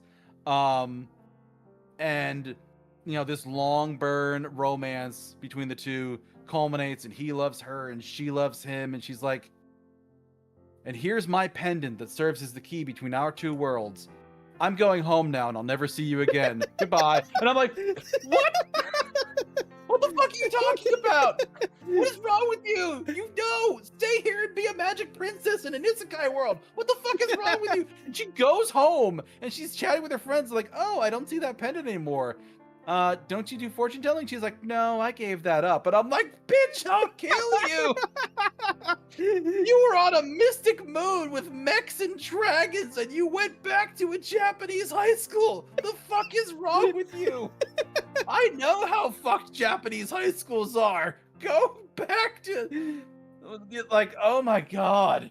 Like, I was so upset. And I can see what they were trying to pull, because there is like a concept in Japanese storytelling where like two people meet, but like their responsibilities pull them in different directions. Yeah. And that's what they were trying for, but god damn it didn't land for me. I'm just like, man, I do not care about her or her problems or any of this shit. What? Oh my god, I was shouting at the TV mad, like, oh my god. But no, like, My Hero is a very good show, and reading the manga and getting the end of it, I'm like, okay, here's the climax of the action. Here's the climax of the narrative focus of the story and like kind of like the message it's trying to send. Here's this thing that they're trying to do. And a lot of people that seemed upset kind of just wanted the power fantasy. They just wanted like a Marvel comic. And that's not wrong. It definitely presents itself as such for a lot of it, but there are a lot of other themes in the story that to have the power fantasy, you kind of have to ignore those, and it's not what the author was going for, unfortunately for them. Yeah. Because like they got to the end of My Hero Academia, which, small spoilers for My Hero Academia, people saw the ending and they're like, man, Deku's just flipping burgers, this sucks. And I'm like, well, one, he's not flipping burgers, so that's not even true. Yeah. Two, he's got a job that I am certain he loves. 100% Deku loves his job. It's a perfect job for him. I 100% believe that. He's living his best life there. But like, it just wasn't what they wanted. And then they kind of shoehorned another answer in. We're like, oh, well, we told our moral parable about this thing, and also we're just gonna put like a couple pages at the end where he gets his powers back and he does this, and it's all fine. It's like, is it though? Is it? So like I did feel like they tried to shoehorn like a compromise at the end on what was otherwise a phenomenal storytelling thing. It didn't really appease the people who just wanted him to just keep being who he was. Yeah, and but at the same time, like, it just it's as you said, like it's like My Hero Academia has always shown throughout the whole story, like, it's not a power fantasy, like you said, the perfect word. It's not like, oh, Deku saved humanity, now he's our god emperor, he sits upon a throne. They clearly weren't set out to tell that story. It's but that's what people wanted. And that's sometimes a thing you run into with media where, and I think that, going back to our earlier point with Korra, like, I think that's what people wanted Korra. They wanted Korra to be another Avatar, but we told that story already. We can't tell it again. You can't. Otherwise, you end up negating the first story, because you basically have to go, well, how do we have our story about our story about plucky underdogs ended? They won. Now, how do we tell it again? Well, off screen, while no one was looking, the world went to shit again in a generation. It's like, because then you get to season 2, you're like, oh, we don't care anymore. Even if Korra wins, the world's just gonna go to shit again for the next Avatar. We're completely, like, you had to let Aang's legacy be what it was. You couldn't negate it, but you had to show the complications inherent in it.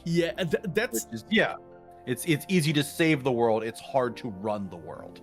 That's my biggest compliment to Korra. You just touched upon something that I find very important. Is like, some people go on some takes like, oh, Korra introduced this, and this changes like the mechanics, and so retroactively it damages a little bit of this aspect. I'm like, okay, those are mechanics. Another thing is the narrative, the character development, and I feel like Korra never didn't damage Avatar's story.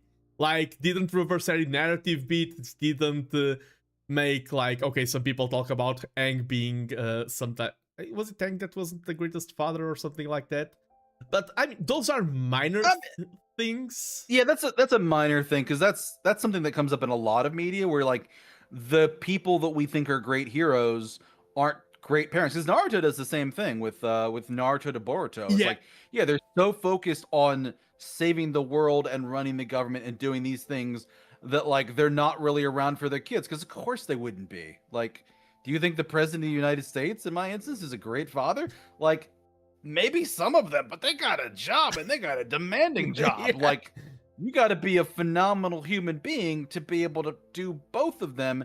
And Aang had a lot of work out for him to put the world back together and do it in a way that wasn't just going to let the same problem happen again. Yeah, it also goes a lot about the maturity of the show, because if it's a power fantasy for kids, like, okay, ultimate goal is becoming the most powerful. If it's more towards adults, like, what's the ultimate goal?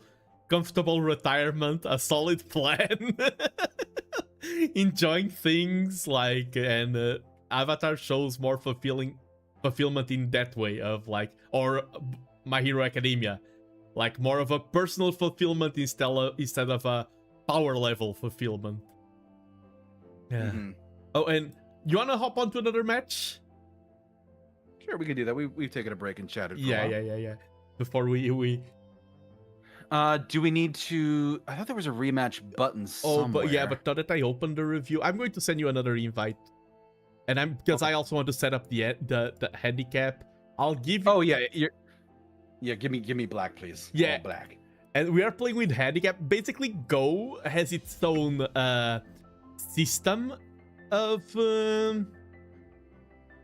making matches between different ranked players even, which is handicap stones. Basically, you will start with stones already on the board, which basically makes it so that you won't learn as much about the opening principles of the game, but you'll know more about battling and trying to take your shot at winning the game. Mm-hmm. I sent you the challenge, I believe. Okay, yeah, I have streamer mode set up for Discord. Oh, yeah. So I do hear pings. Game started. Yeah, as we should. Okay, that's a little strong for black. I can tell you that when I was teaching in the picnic the other day, I beat a lot. Oh, wait, we are reversed. No, I don't want to be black. Sorry, I need to cancel the game. You son of a bitch, Nando. Sorry, cancel the game. White wins. I was about to say that at the picnic I was teaching, I beat players that started in this board with 9 stones of advantage. So, if you beat me with 4, that's an achievement. Yeah. Alright, let's try this again without you throwing me under the bus. Alright, I am black. Okay. Nando. Game started. Okay. Alright. So I guess you're placing the first stone because black has gone 4 times. Exactly. And if you beat me, then we play with 3 stones and try to get the board towards even.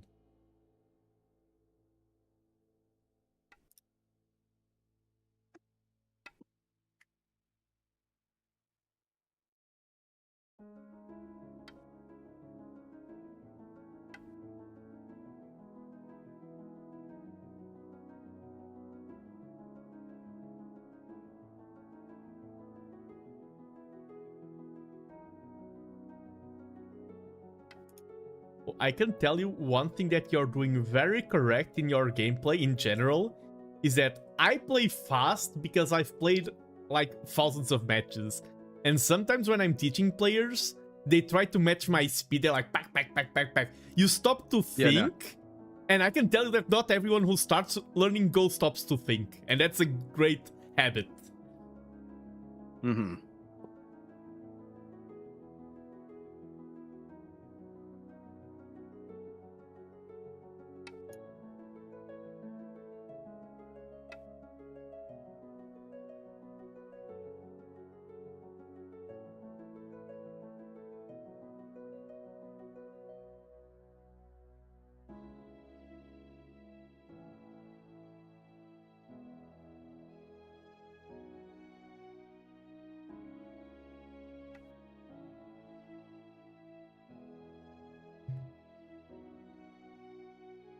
part of me just so wants to mirror my moves. Yeah. And I'm just like, no, we're not doing that.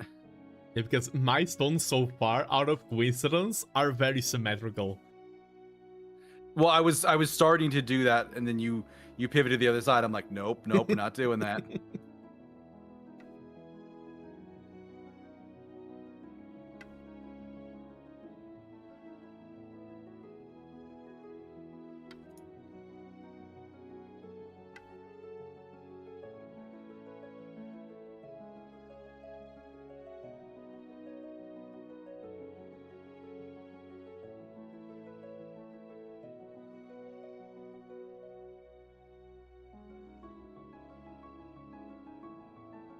Oh, you son of a bitch! I see what you're doing.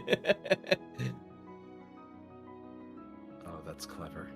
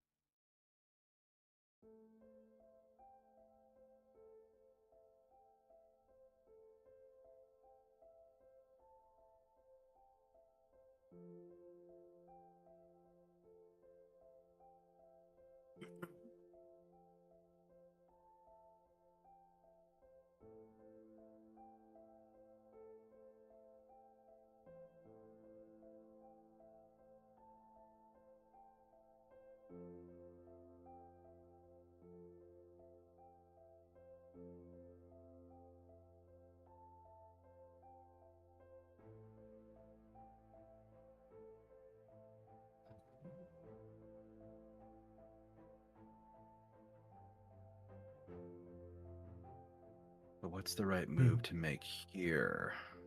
For me, it's a funny experience because I started playing Go when I was 16, 15 roughly. So to try to get myself into the mindset of a new player, it feels like such an abstract feeling now because it's so distant in the past. Go has become so ingrained into me. But I am so far in this game. Of course, I will have comments in the end. You haven't done any huge blunders, at least. Yeah, and I picked up your strategy at one point, and I'm like, oh wait, shit, I see what you're doing.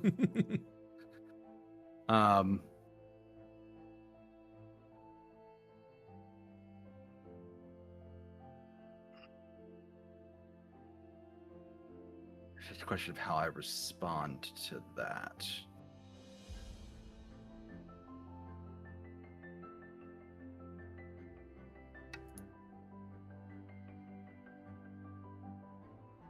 Okay, I like that move. I cannot like compared to the previous game. I cannot say it's like, oh, it's the perfect game because there's a lot of right now. There's a lot of moves on the board, so it's hard to know which one is the best one. But that was a good move. Yeah, I'm like, because my thing is sometimes I get caught up in too many goals and too many things I'm trying to do, and I think that's what this start hurt me with, is that there's so much I could do. Yeah, that I get lost in all the possibilities, and you get to focus on a specific goal, whereas I'm just like, well, I'll kind of work on my goal up here. Oh shit, he's down here in this corner. Now I have to ignore my goal, so all of those placements I made earlier are less useful and effective because the goal I was aiming for isn't as relevant anymore. Yeah, in tournaments, like at my level, sometimes you have really complicated fights where like you have 1 hour on the clock, you need to stop and think for 15 minutes, and you're developing. Oh, that was the superb move. That was the best move. I will explain. Thank you. Yep. Yeah, that, Yeah.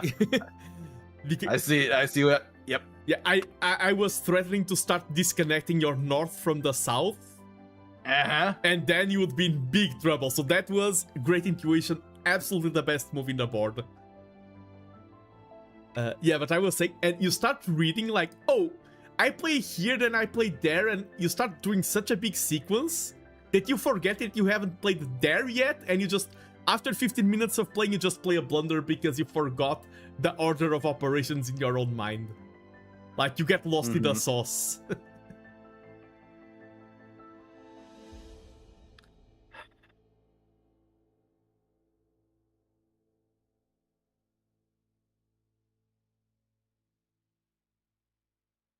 So that would be a terrible move, and so with that,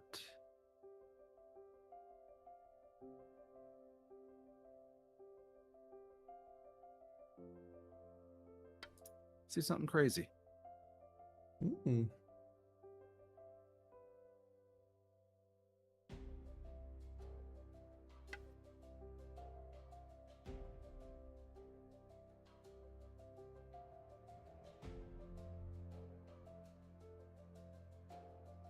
That's the move I was expecting.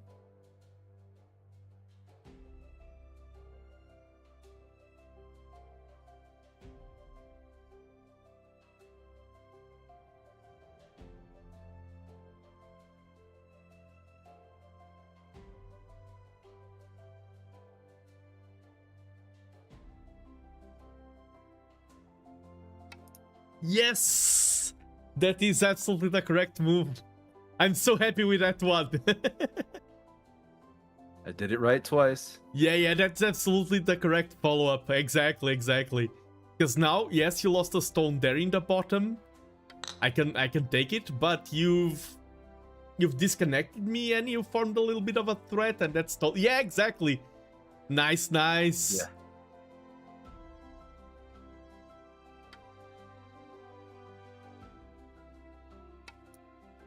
Nice! That was also good.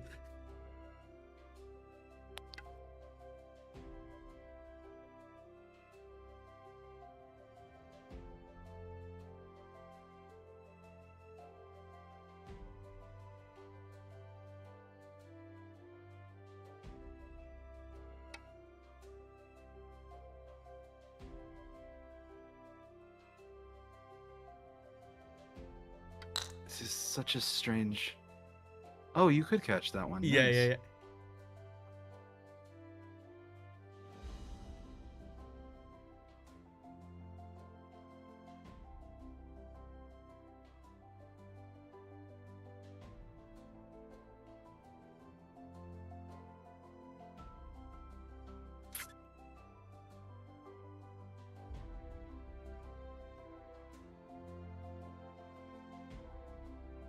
That's what you would do there. So do I counter or do I...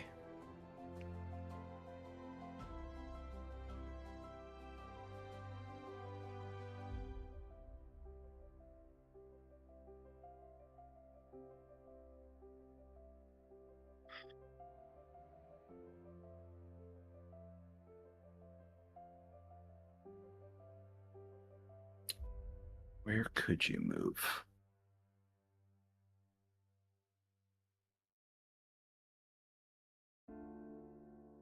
This is being a really good game, by the way. This one. Thank you. Thank you.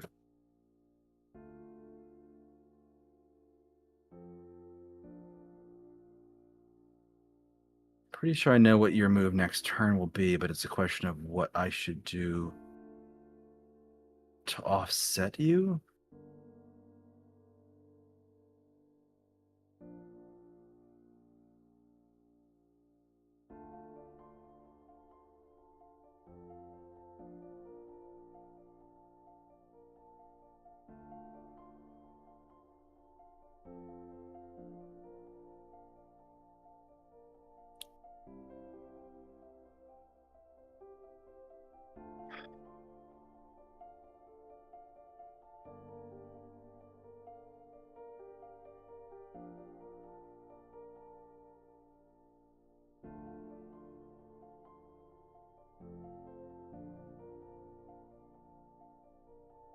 And there are two things that... Oh. Oh.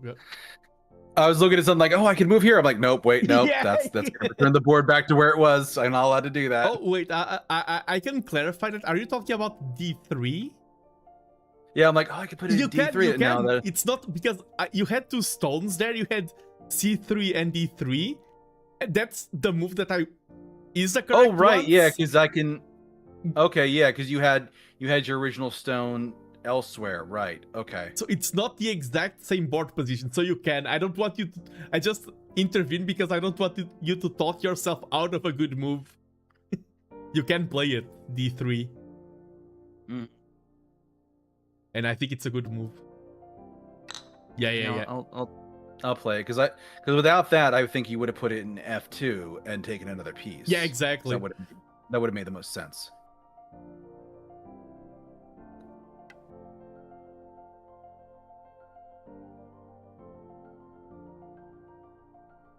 And that's a smart move from you. Thank you.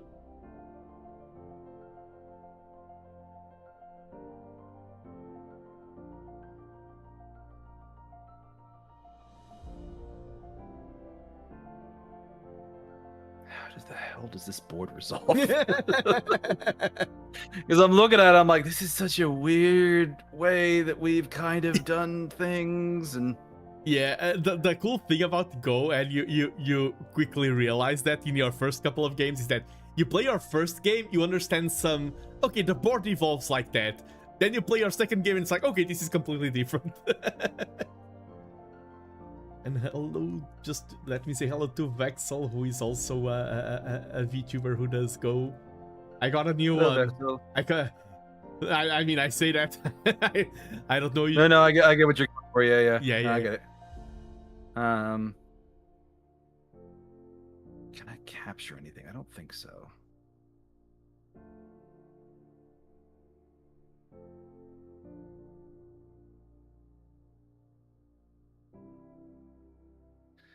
Is there anything I can protect from being captured? Those are good questions you are placing on yourself. Hmm.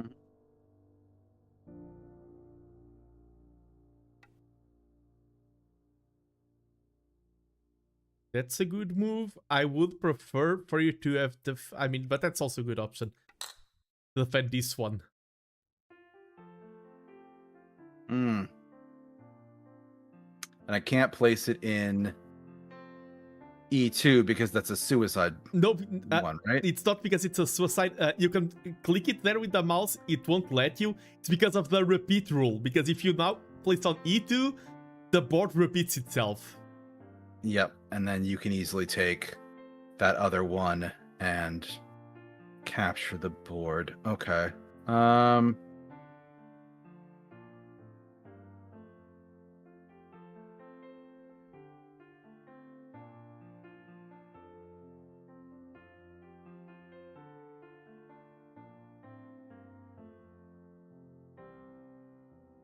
guess you'll just take that piece. I don't think there's much I can do to stop you.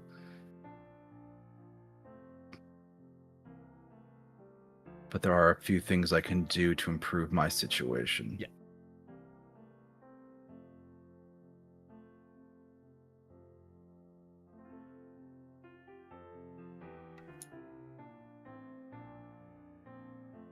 And now I need to take that piece to secure, or else he would capture me back. Mm-hmm. Would be allowed to continue the loop.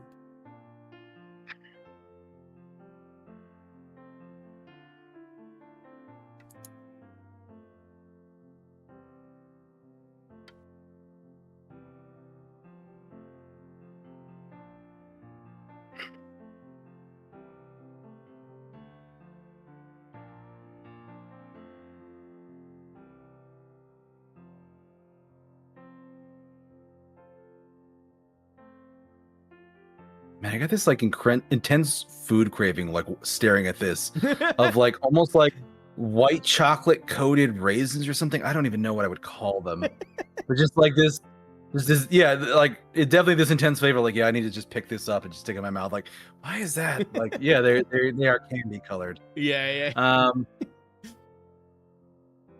You say that, and I just felt my stomach like going, bro, like I want to eat. Mm-hmm.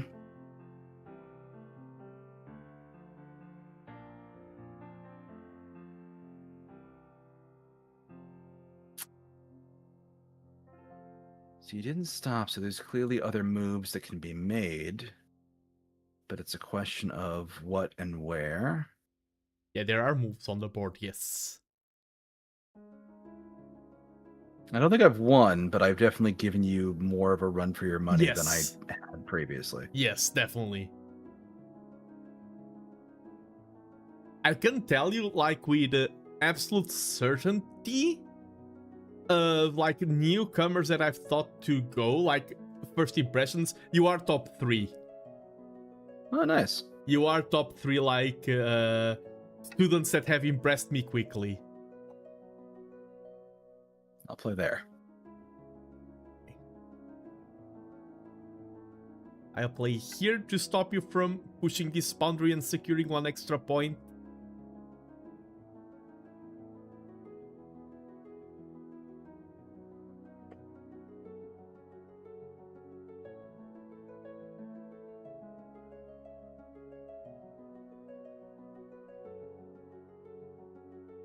I don't think you can capture that. Oh, that's a good move. Yeah, that's also a good move.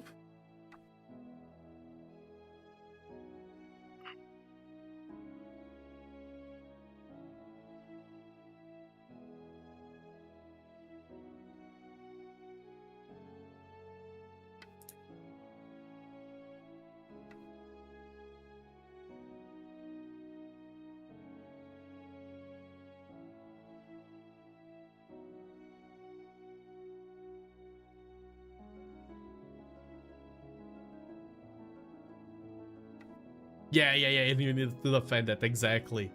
Pass. Remove the dead stones. And I won by 12 points, but this was a much Closer match. much more even game. Yeah. You have won. GG, and I'm Alright. about to... Yeah, this one was This handicapped. beginning was... Yeah, this was handicap. This was 4 stones towards black, and I got to play black. Or 3 handicap. Oh, it was yeah. 4, it was 4 handicap. Yeah. Well, it was 3 because then I would have played the 4th black, and then you played. Yeah. Because there was 4 blacks on there. Yeah. Yeah. But yeah, it was the 4 corners for black. But yeah, let's go through the review. Yeah, let's go to the review. Review started. The 2 most important things of Go is 1, playing, and 2, reviewing. You're watching the review, just to be sure? Yep. Yeah, a minute. Okay. Yeah, this was a good start. Here... Yeah, because I definitely saw you putting pressure on the east there, and I kind of responded. And I also shored up the center to give myself a good solid base. That's where I started getting myself into trouble. I will prefer something like this, but this was not bad. And here, okay, that one was not that. Here, this one I don't like that much because I'm trying to push, trying to grow a little bit, and you are extremely strong. Like, 2 stones together are way stronger than 1 stone alone. Like, 2 stones connected are a very powerful formation. So if you're powerful, you can fight and be confrontational, so you can go straight to my face. You don't need don't need to back away. You're in because and in Go you need to think about my position versus my opponent's position. If you play here, you have 3 extremely powerful stones, and I have 2 disconnected stones. I need to defend here. Or else you would if I don't defend there, like I go here, you play here, and now this stone is trapped. I have nowhere to go. I am forced to defend, and now you have the initiative again. Now you can go wherever you want. So this move doesn't give you initiative. This one, I have to defend or let my stone die, which would be a hard commitment. And now you have the power in your head to do whatever makes you feel more comfortable. Yeah, and definitely, I definitely leaned into a lot more diagonal play there, and I think it hurt me later on because you were able to take advantage of that and capture stones and push into my formation. Whereas if I had played more rigidly and more aggressively, you wouldn't have been able to. I gave you space there. Yeah, exactly. Here, this move again, I feel like it's a bit slow, but I'm more bothered about this one here. Because it's like, this is a detail filling in the gap of the wall, and this move, you need to think about what your opponent is doing, and you did that later on. I'm evading your space. This is yours. Like, you have so many stones here, I'm going into your house. And you need to be like, okay, I'm either going to kill that stone, or you're going to become weak trying to survive. You need to pressure me. And you gave me 1 move by playing away, and now I have 2 stones, and that's way more strong than 1 stone at your house. Yeah. Yeah, because I noticed, I think it was around this part where I'm like, son of a bitch, you're surrounding me. You're surrounding my entire formation, and I realized like I had built myself a castle, but I was getting besieged. Yeah, and the thing about Go is that great moves often do more than one thing when you're playing well. Like, I'm surrounding your stones, that's one of the main things, and that forces you to be careful of the encirclement, but at the same time, I'm giving myself the outer side, and outer side is easier to surround than corner, so it's not only that I'm attacking you and forcing the surround, it's also the space that I'm conquering for white. Like, I'm trying to guarantee these points for me to try and get some space. And for the most part, you did. Like, I didn't really prevent you from getting a lot of those spaces. Yeah, because these are very hard for white to get into. But here, these black stones, like, there's so many ways. Okay, this is starting to... Okay. There's so many ways, so many directions that white can push this center, that it becomes very hard to surround here. Like, if you block here with black, like, oh, I'm going to block here. I'm like, okay, I go into this side and I reduce your points. The center is very hard to secure. While the corners, I just have like 2 stones here, and it's like, okay, this corner is entirely mine. Here, I basically, what I want to prevent is that in Go, your stones are way stronger if they're united, and that's basically my role here. It's this stone, the entire role is to connect this side with this side. Because that way, if you divided this, it's like a lot of divide and conquer in Go. Now I need to be worried about, okay, these stones of mine need to live, they're very weak.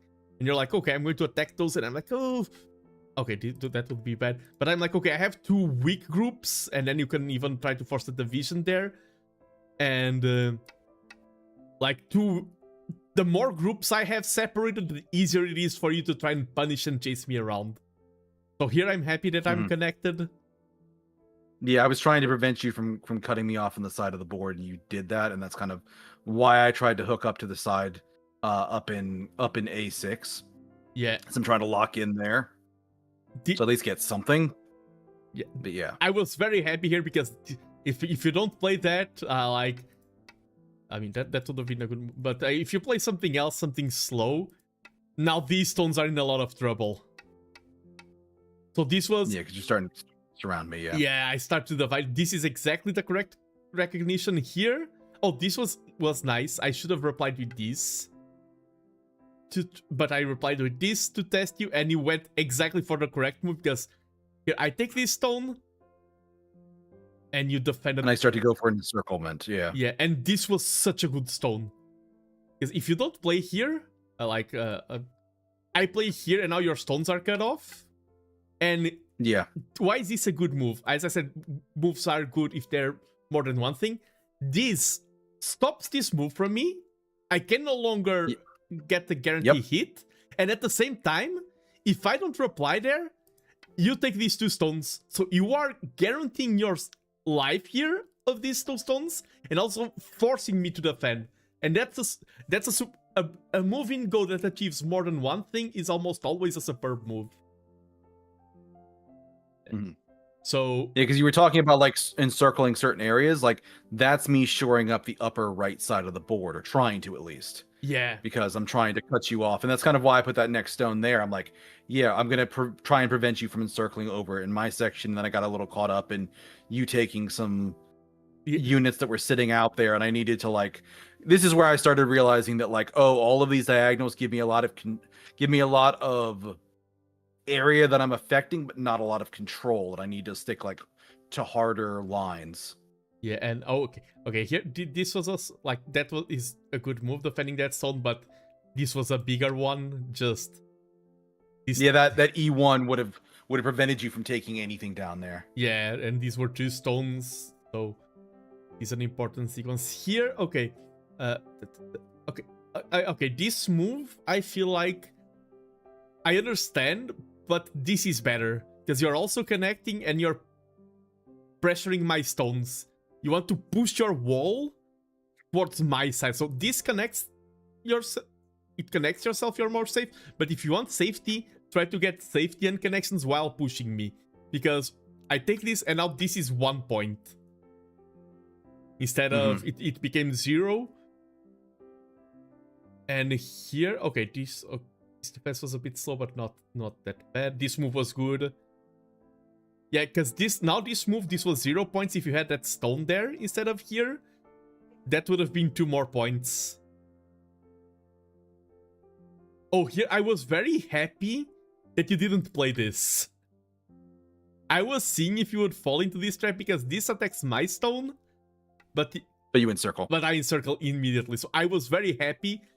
Playing well at the start, it's not only playing good moves, it's also not playing bad moves. I was very happy that you didn't play this one. And this was a correct ending of the game, and GG. Yep. And how are you? So, is Go easier or harder than what you imagine? What's your first impression of the game? It's interesting. I would play it again, certainly. 9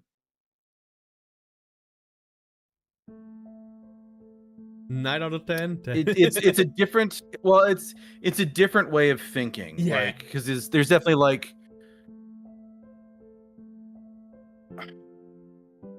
So a lot of the reason why I play games and stuff is mechanics. Yeah. And usually like how systems work together, how they tie together, how they improvise or implement, or how they complement and supplement each other. So that's a lot of the language I'm using here, where I'm like, yeah, I should be going for more zone control. I should be doing this. I'm using a lot of video game terminology to describe the same concepts as what Go has, which is like having strong areas of control, having strong areas where you can't push into. And yeah, you're right. Some of my moves that I'm placing are like, I'm literally giving you an extra space that you could push into if you wanted to and challenge me, versus just slamming right up against your face and be like, no, you're not going any further. Review started. And needing to be more aggressive. But I tend to be a very defensive player in how I work. I like playing on the back foot a lot of times. But I also saw the tremendous disadvantage in Go of playing defensively if you're working against an opponent that is significantly more skilled than you. Because here, like, even offensively, like, having a tremendous center, this is still a pincer attack. This is still you coming at me from the northeast and the southwest. Yeah. I don't make progress. This is effectively would have been a route. Like if this is like a military simulator, like those units in like the lower in like the southeast, they're just gone. Like everything up to like E5, F6, G7, like in a military campaign, everybody there is going to die. Yeah, like they're just going to die because they're pushed out too far. They've extended in an area where they shouldn't have. When I had a strong center and I focused on effectively protecting my avenue of retreat, which is the only place that ended up being safe for me. Yeah, it's the military games and everything analogy makes complete sense. It's funny because I don't know if you've played Paradox games like Europa Universalis or anything. I don't think so, no. Oh, okay, because I've taught a few people who have played that game, and that game is a lot about encycling units and try to stack wipe by encycling units, and they grasp the concepts of go very fast because they're used to the language of encirclements, of avenues of retreat, and things like that. Mm-hmm. Now, we can do this while chatting. I have a different experience to show you in Go, is that I'm not making you play a 19 by 19 game, but I thought it could be interesting for you to see the difference in strategies and show you one of my games in the big board. If you're interested in it. Yeah. Yeah, see it here. Yeah. Okay, you can. If I'm advanced, you can see the stones progressing, right? And you're black, right? Yeah. I'm playing as black in this one. Because okay, so you take the corners opposing. You're focusing on the east, them on the west. Yeah, it's gotcha. It's very common. Like in the big board, you almost always start with the corners. Like the game flow is very different, and then we move on to a situation where we play opening so many times that here we almost play automatically. I know that, okay, my opponent played E3. I know that F4 is the correct answer because I've seen this position so many times. Why K3? But K3, oh, this is basically what I'm doing. I want to start getting this side for me. And if I don't play K3, if I play something else like here or try to encircle him too hard, he plays here. And now what starts happening is that these stones of mine are not that strong. They're only 2, but they aren't connected to anything. And there's also this stone here. And if I attack on this side, then he'll pressure these stones of mine. And if I attack on that side, then he'll grow for this side. So it's basically, I talked about that balance of attacking, defending, and everything. This is me trying to connect my stones, but not being too defensive, like not being like this is too small, this maybe isolates me too much. It's like the middle ground. Yeah, you're effectively covering retreat, and if he starts trying to aggress those stones, you're able to push back and maybe reclaim that space. But it's not, you're not overextending, but you're not playing too conservatively. Exactly. Okay. And then he played this. This is a modern style of move. He wants to take my corner on the inside, and this is a clash of styles, because just with this opening alone, just with these few moves, you can see that my opponent... let me get the white color. Why 03 then? Because I can see you starting to encircle them and you're about to protect your whole section there, but then you play that 03 spot, and I'm like, oh, that's interesting. You're not connecting a wall, you're not protecting a corner, you're not shoring up your line, you're like trying to reconnect the line with over to the K's almost, but playing more conservatively. Yeah, basically, what I want is to connect this stone here. That's the goal of that move. It's because if I don't connect, imagine I play somewhere else. He plays here. Okay. And now... Oh, I got you. Now you have to protect that stone versus playing K3. He can't... If he play... Yeah, okay, yeah, I see it now. I do need to defend this. And you're basically countering the move. Yeah, and this would have been a bit too... I mean, this would have been an option, but this achieves the same while getting closer to the keystone. Yep. Yeah.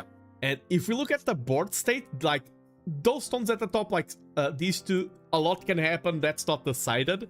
But if you look at the bottom, my opponent has kind of a safe corner here. And this is super safe. Like this is so strong, it's impossible for me to kill this corner. This one. You could encircle it at best, and then yeah. Yeah, I can try to contain. You would need to get his attention elsewhere, though. Yeah, what I have here is that this this area can become mine, and it's bigger. But emphasis on the can, because my opponent can still play so many moves to reduce this. So right now, my opponent has secure territory. I am less secure, but I have more potential for points. That's basically... And this is just a clash of styles, basically. Okay, let me get back to the main branch. Yeah, and that's basically... We decided that corner, now we are deciding other ones. Here, this is kind of symmetrical in a way, because my opponent has... if we look at outcomes... In openings, you're not winning or losing the game, you're doing exchanges. My opponent is like, oh, I have this area. And I'm like, oh, and I have this one. And if you see, they're roughly the same size. They are both still very potential, still very frameworky kinds of areas, but it's like an even trade.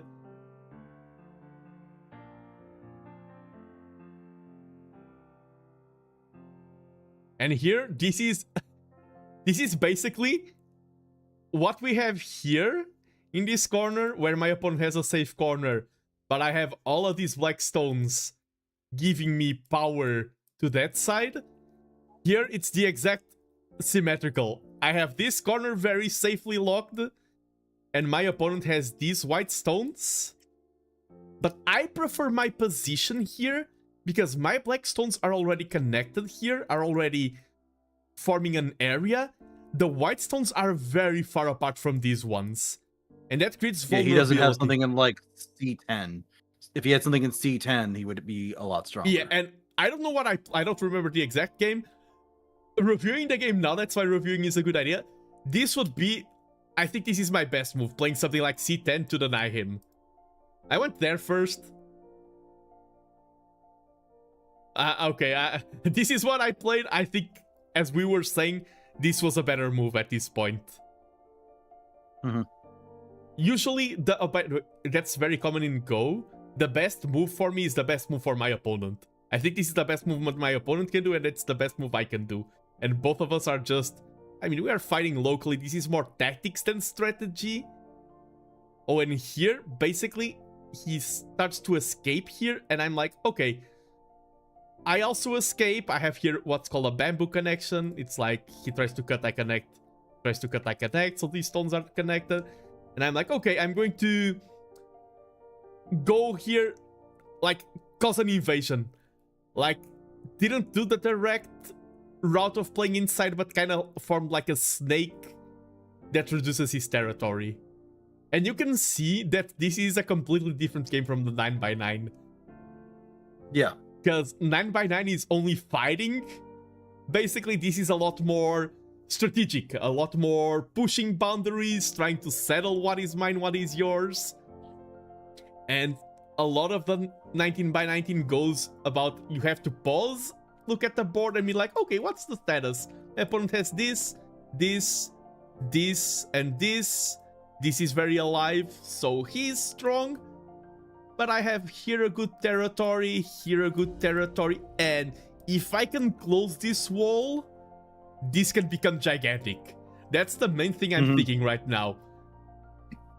It's like, it's ambitious. He can start, like, if you play something like this, and then I try to chase, and he's like, okay, I try to chase, and he's like, oh, I have so many routes, I'm going to run that way, I'm going to run that way. I'm like, no, and that's why securing big areas is hard. And now he starts connecting here to the outside and like, oh, I lost so many points. But if I remember correctly, that wasn't a good invasion. He allowed me to start building that wall, and the longer the game advanced, the more secure this is. And now you can see that I secured such a big area. Like, these two stones are very vulnerable. This is very vulnerable. And I secured this big chunk of the board.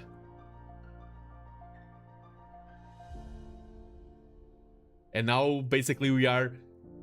This is already kind of like late game, playing small moves and trying to push the button. Here, I did a blunder. My opponent played this move. I didn't reply correctly. And we had here one of those skull battles back and forth. He won it, so basically, by him getting this, all these stones of mine are now dead.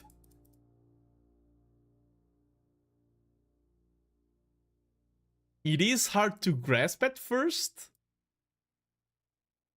but you can see that this wall here surrounds me on this side. These stones are very much alive. This is very much alive. This is alive. And this connects to this. And I have no eyes because this is alive. The max I can do is play here, get one eye, and we've seen that one eye is not enough to live. So at this point, all of these stones of mine are basically dead. Yeah, but I'm looking at like T11. I'm like, wouldn't you just encircle his encirclement then? Like, how does that work? T11. Oh, the problem is that these stones have a lot of space to live. Like, to kill these, I would have to play something like... And then... Like, here I would be safe, but that would require so many moves, and I pressure and he can just defend. And remove that route. And here we just had some back and forth exchanges. The game is about to end. We both passed. This is what's alive, this is what's dead. And you can see that I lost a lot of stones. But we go to the score calculation. Okay, it doesn't show here. I won by like 20 points because a lot of players focus on fighting. This area is so massive. Like, this is like 10 by 10, like 100 points here. So I won this game. I lost this battle here due to a blunder, but I won the game. Just because of how massive this area is. Makes sense. Yeah, and I just wanted to show you how the game in the 19 by 19 board flows in a completely different way. Okay, that's interesting. Nice, nice. Now I don't know if you like, if you have any, if you want to chat more, play more. What do you feel like? Let's do another round of chatting, and then we'll play one last game to finish off the day. Okay, okay. Good? Seems great. Seems great. Yes. I'm always up for chatting. What to chat about? So I've been rereading a book series recently that I really like. Ooh. Have you heard of the Vorkosigan saga? It's a sci-fi series. How do you write? No, I haven't. How do you write that? I think I'm spelling it right here. The Vorkosigan saga. No, I haven't. What's it about? So it is a series of books predominantly about the son, but the earlier books deal with his parents. But it's a family that is involved in military service on a, not calling it fascist isn't quite right, but like a military imperial planet. And it's like 2 generations of like military service, but like the parents meet on opposite sides of the opening like stages of a war. And the first book kind of unfolds less as like because the first book is really old. It's like, I think over 30 or 40 years old. And I like it a lot because it definitely has phases of the book, but it doesn't have the traditional storytelling like build, climax, decline. Like it's very subtle in what's going on until all of a sudden the pieces fall into place and it's like, oh, that's what all of this was about. Oh. And like literally the climax of the book happens an hour before they find out about it because of the time lag for communication. Oh, nice. And they are literally just like sitting in the one person's room waiting for news to come in, and they're like, okay, this person left, and it'll take them an hour to get to the front. It's 12 hours until the operation begins. It'll be an hour until we get any response from what happens, and they just wait. And then the guy's like watching video feeds of what happened, saying like, no, don't do that, you fools. And then they go and do it because it happened an hour earlier. But like, it's very interesting. Yeah, and then the second book is like kind of them dealing with local politics back at his home because they end up getting together at the end of the first book. mm-hmm.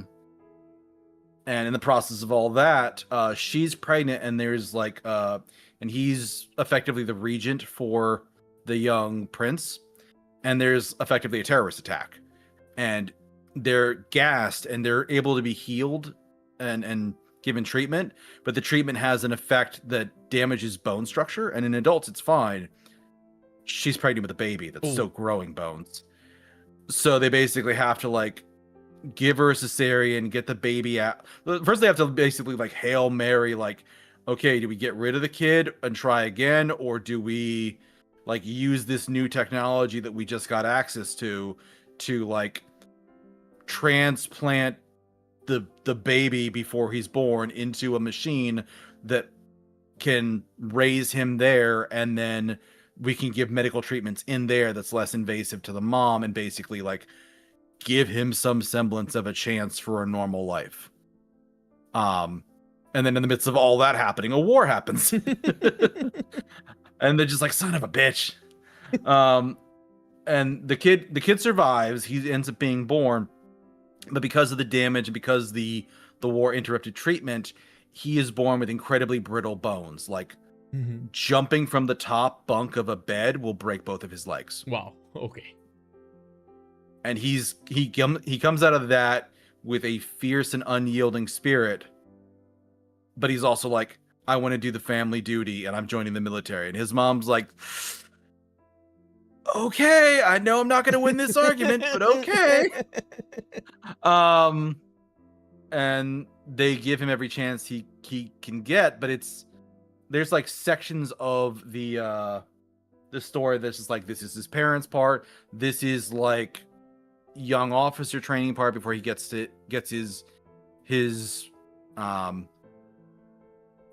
shoes under him, and there's like a big middle section where effectively he becomes like he's like covert operations for his country, it's not even a country because it's a planet, really. Oh yeah. His planet's like he's working covert ops for their military as like a secret agent, not a secret agent, but like a incognito, working a mercenary organization for them that they're bankrolling to basically do jobs that they can't have their name on. Oh, okay. And it's really good. And I'm in like the back half of it now, where he ends up like leaving that job but getting a different prestigious position in in his society, because effectively like the last book I did was a murder mystery without a body. Oh, So nice. he's off on a mission, something bad happens, something goes wrong, and in the process of everything happening, he's writing up his report. He's trying to figure out like, do I report what really happened that shows I fucked up, or do I kind of like fudge the data a little bit? And he doesn't realize, he knows he's being watched by his superiors, but doesn't realize how closely. So they call him back as he's working on this report, and he basically deletes the one with all the information, and just comes back with a truncated report that hides what happened. And he turns it in, and they make him wait, and he's waiting, and in the background there's a whole bunch of meetings, and eventually gets called in, and he has a couple chances to like tell people in like upper command like what happened and have like a personal conversation, and he doesn't. And finally, when they sit down, he's like, there's like, I hear you wanted to tell me something. He's like, nothing, it can wait. I'm like, okay, you're fired. And he's like, oh shit, it's because I falsified the report. Like, yeah, because you falsified the report. Fuck. And they're like, okay, so here's how it's gonna work. You're either gonna take a discharge on medical conditions, because the reason why things went wrong was medical. Like, you could either take a medical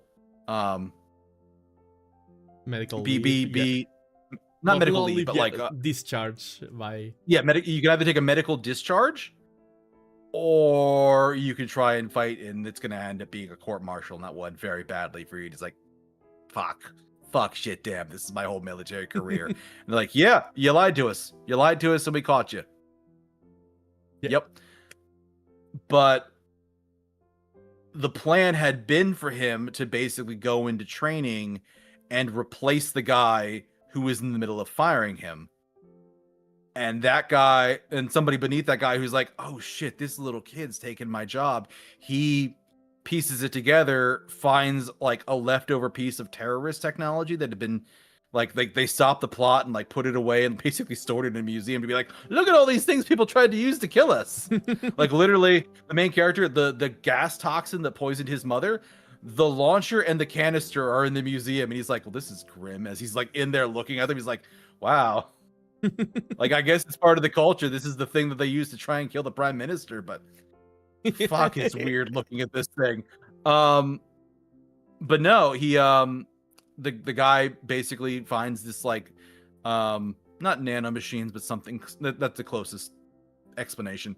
Nanomachines that the guy running the information services, he has an eidetic memory chip. He has something in his head that makes it so that he remembers everything. Mm-hmm. And a guy releases effectively nanomachines that attacks the chip, and the chip starts going crazy, and the guy starts getting like memory dumps, like he's intentionally reminded of like a thing that happened 5 years prior, and he thinks that's what's happening, and he ends up like, it starts getting worse and worse and worse, and they eventually like put him under medical sedation. And like the main character's like, okay, let me go in and see him. Like, no, I'm not letting you into the CIA building to see this guy. Absolutely not. Well, I have clearance. Let me in. All right, he didn't delete your clearance. Well, I've deleted your clearance now. And it's like, oh, you son of a bitch. I called this guy uncle as I was growing up. Fuck you.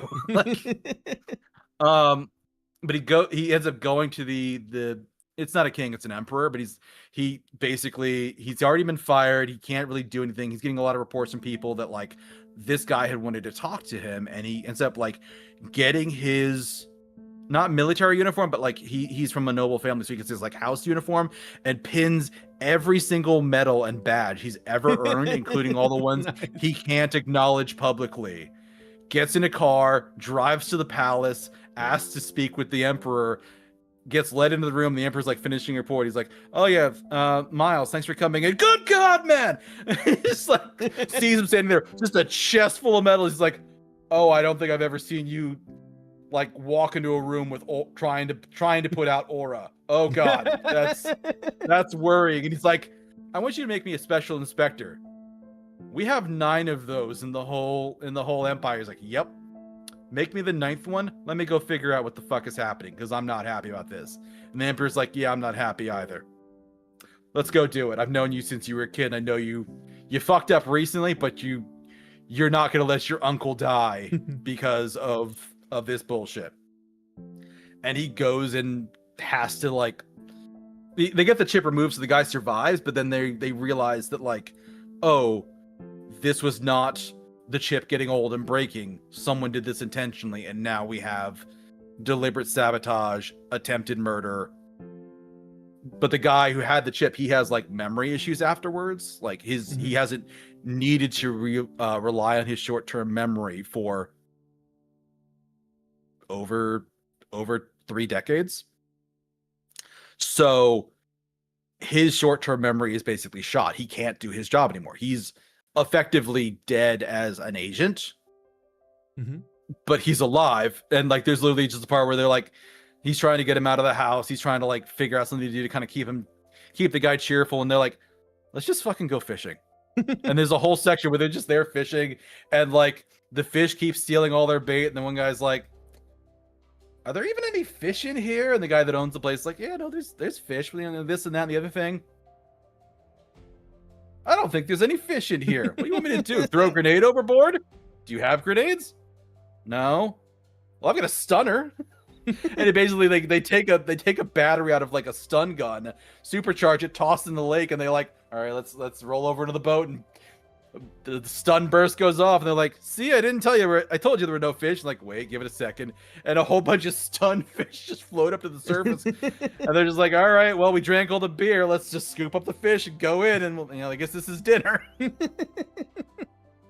It's so odd of everything that's happening, but it's really well written. Yeah, because that's the thing. Because you were talking, and I was imagining how a writer would tackle it. Because you have moments like waiting, and from my experience in writing waiting is hard. Like writing an action scene is easier. You have things happening. Writing like, okay, this character is tense, this character is waiting, there's this moment, and you also talk about, for example, you talked about the aura farming, and that's one of the most important things in writing, is that, okay, you're a 10-year-old picking up writing for the first time. What is cool? It is the dragon spirit with 12 thunders, 5 battle scars, 16 lasers, like, you go overboard with everything. And then you get to the other side where you start being more cynical and you start understanding, no, moderation is needed, but sometimes you go too hard on moderation and you forget that coolness and badassiness are important. And what you talked about, the moment of the medals and everything, like giving that catharsis to the reader that like feels like, okay, this is a doom and gloom moment, the guy has no chance, and then, okay, solution. Aura farming, marching, and it's such... Those moments are so satisfying when earned, and some writers forget how important it is to make things cool and badass and have moments that are literally like that. So just from premise alone, just from this collage of moments that you're talking about, like the serious moments, the lore, the world, the chain of events, you already opened up my appetite for it. Yeah, I will say, when you pick up the first book, which also I should clarify here, do not read them in publication order. Oh, okay. Publication order skips around chronologically. Look up a list of what they are chronologically and read them in that order. I think Shards of Honor is the one I recommend first. Okay. But that's basically the first book where his parents meet. There's one other book beforehand that's like at a space station somewhere else that I don't think I've even read it because I didn't care. I'm like, no, let's just talk about this family, these people. Somebody recommended I start with Shards of Honor. And I'm like, cool, yeah, I just bought the book, I'll start reading it. The next day I messaged them and I'm like, hey, so you told me this was a good book, and they're like, what, did you not like it? I'm like, you didn't tell me it was an amazing book that was going to eat my entire day. I'm done already. And they're like, Jesus. I'm like, yeah, it's a good book. Same thing happened this time. The first book, Shards of Honor, is an exceptional piece of storytelling because there's so much that happens that, like, even on reread, I'm like, oh God, they were setting up the ending here. Like in this part here, like, oh God, Jesus. Like, this is so good. If there's we all have like our the things that we like in media. If there's one thing that is like the thing that makes me fall for a piece of media, like, oh, this is my jam, it's like when there are revelations that recontextualize what you know, and then you reread the first book and you're like, this all made so much sense. I was such an idiot when I read this. I love when I love, but my favorite thing when I'm reading is the feel of like, man, this writer is so freaking good. This guy's a genius. Like, I love feeling that. Yeah. There was a book I read in the middle of it where a major character dies. And I'm just rereading it here. I'm like, holy shit, they death flagged them left, right, and center over and over and over again. And you have no reason to expect it's going to happen. But man, there's a breadcrumb trail. And there's a whole loaf. Yeah, that's also an important thing, is that sometimes people are like, oh, why does that plot twist work and that doesn't? Why does this revelation work and that doesn't? And even if you consciously didn't notice the breadcrumb and all the signs, they are there and they will impact how the news hits you, how Like, maybe if there was no foreshadowing, no breadcrumbs, even if you didn't see it on your first read-through, the moment wouldn't have worked as well, because maybe it would have felt more shock value or unearned. Of course, I can't comment on the specific moment because I haven't read it. But yeah, I'm trying not to ruin that. You just know that a character dies, and I'm just like, oh shit. I'm not even telling you which book it is. I'm just saying it's somewhere in the middle. But no, like there's that book, which is like the death of a character, and people are understandably like, it doesn't even happen at the end. It happens like near the middle, maybe beginning third. And like there's this whole middle section of the book that's just like everyone who knew him being like, shit, he's gone. Shit, he's gone. And like just processing it all. And then like then we have this murder mystery book, but it doesn't have a body. It's just a detective story. And then the next book is definitely like, he has this job as an investigator. He's off in an investigation. And then we have the current book, which is basically a rom-com.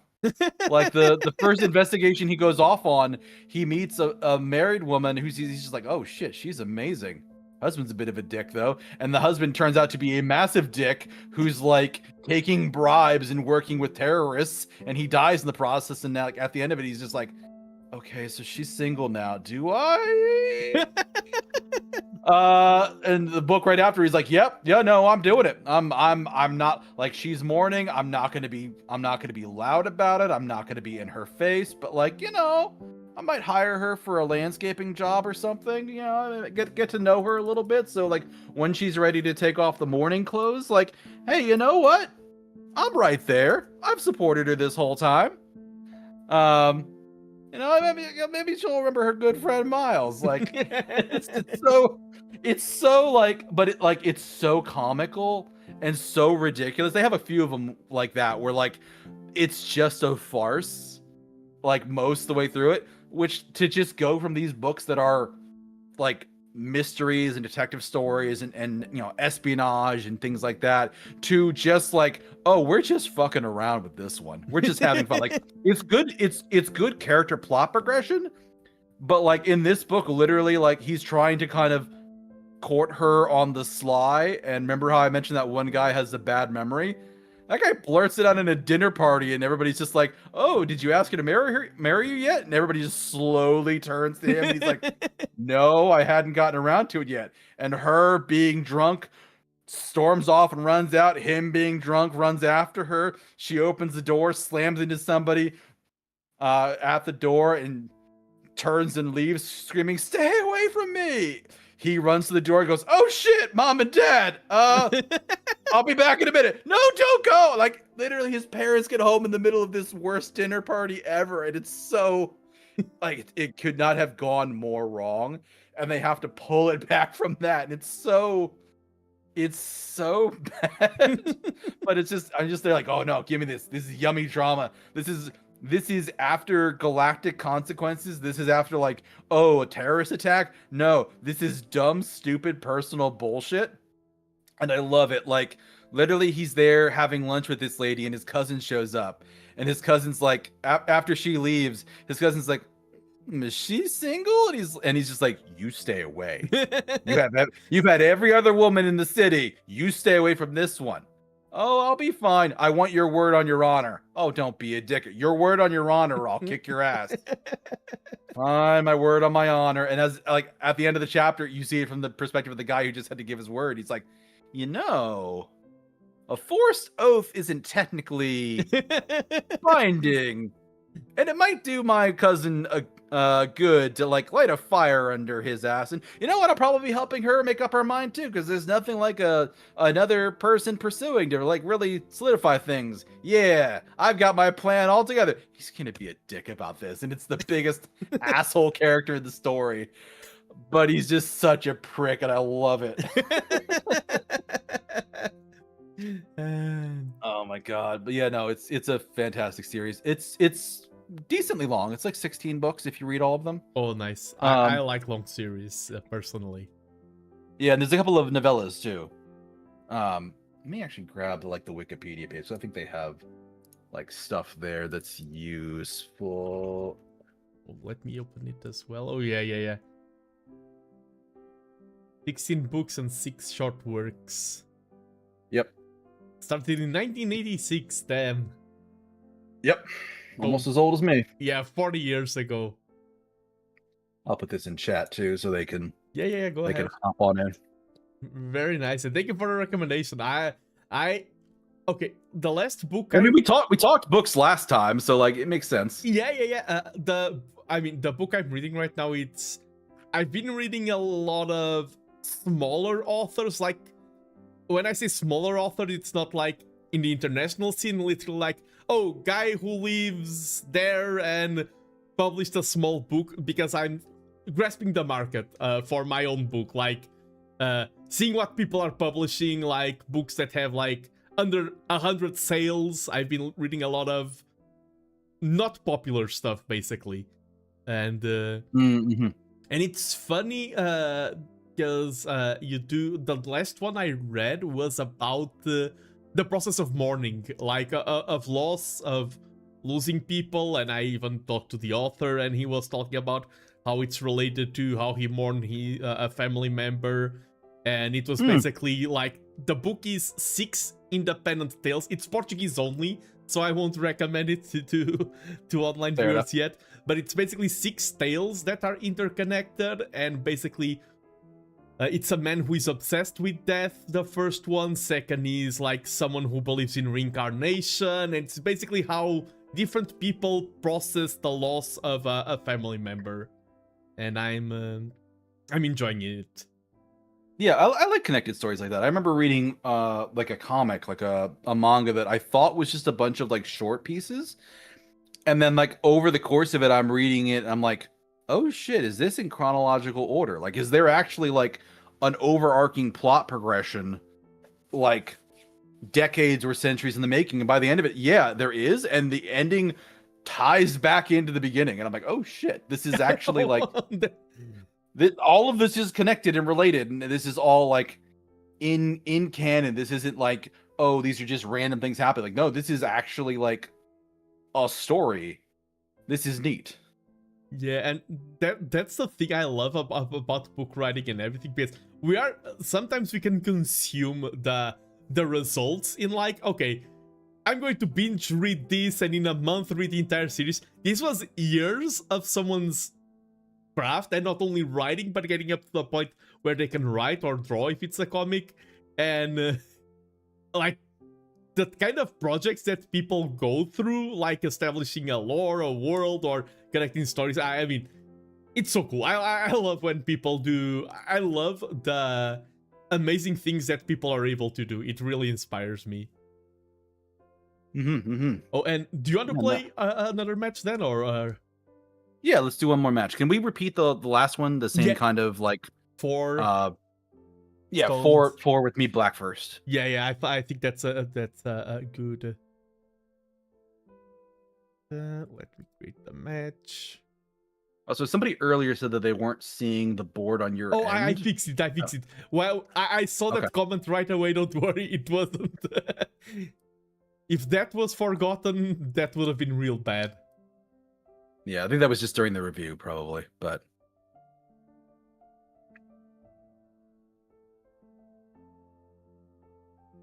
Fix quickly indeed, yeah. Nice. All right. Nice. Oh, nope, not that window. Not that window.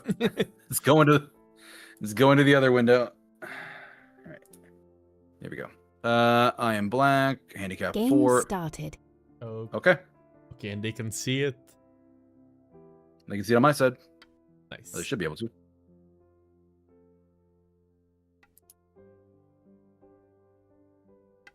In my book, I had an interesting challenge recently, which was I wrote a Go match, but since I know so much about it, I had to make it so it's interesting for people who know nothing about Go.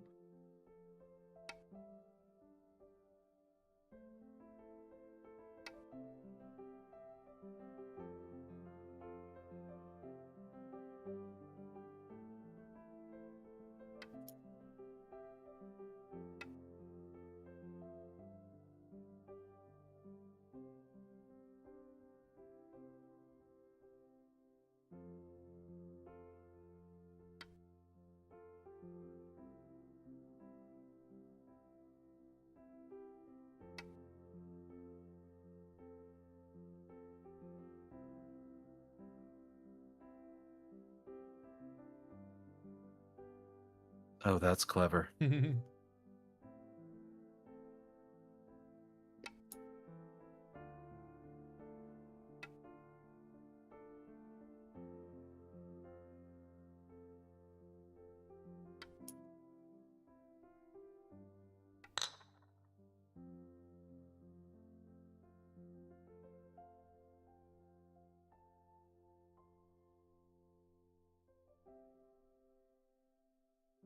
Oh, I'm so happy that you played that. That's such a good move. That was really important to stop me from snowballing into your territory. Yep. That was a really big one. And I have to think, what is my game plan towards winning?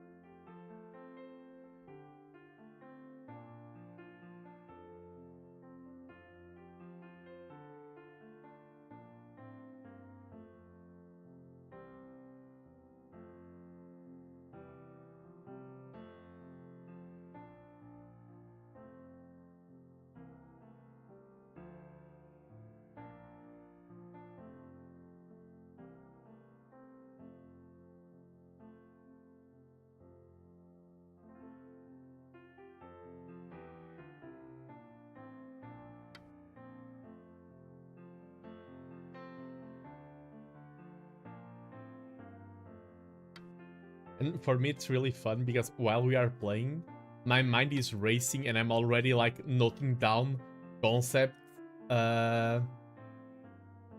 for what I'm going to teach you at the review. Mm-hmm.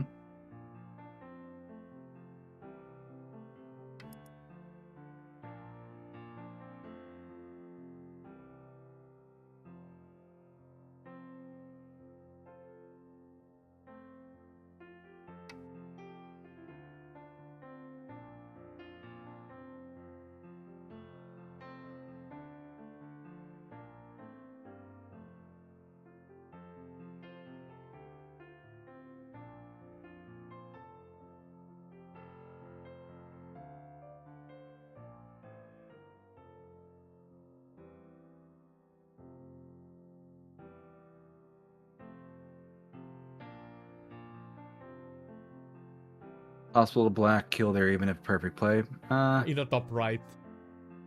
Yeah, no, I was looking at that earlier, and I'm like, yeah, if I put it in E9, you'll just take it. If I put it in G9, you'll just take it. So I'd have to put it in like D9 first, and then push into E9, and you're gonna see that and block me. So like, yeah, like Yeah, it's not. if it's difficult, and I would have to catch you off guard in a moment where I have you on the back foot, and I don't at the moment. Yeah.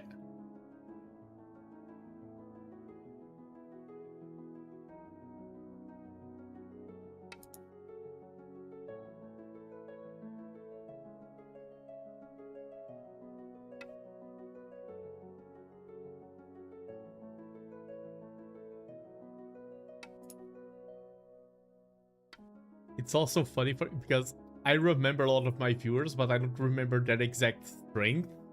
And I never know if I'm replying to, oh, I'm replying to a guy who is learning the game, or I'm replying to a professional player who is just testing my knowledge. I never remember that. If Mike of my cities is like a beast at the game who is just evaluating me from above, or a fellow learner, or someone at my level.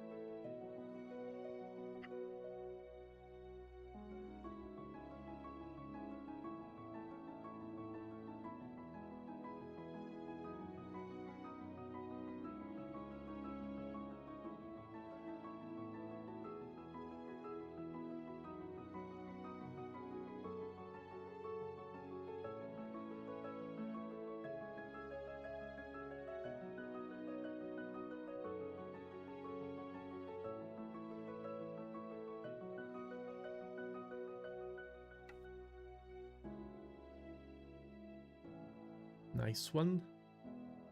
Mhm.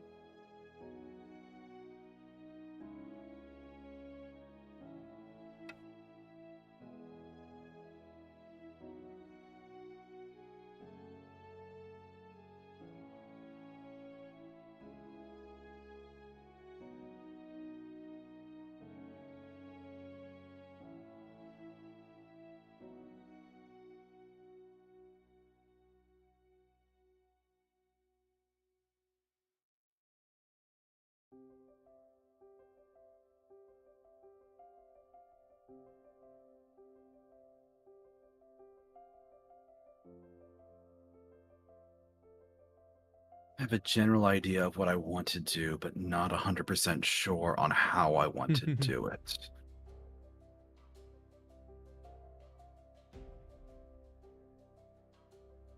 We are reaching the late game now. Mm-hmm.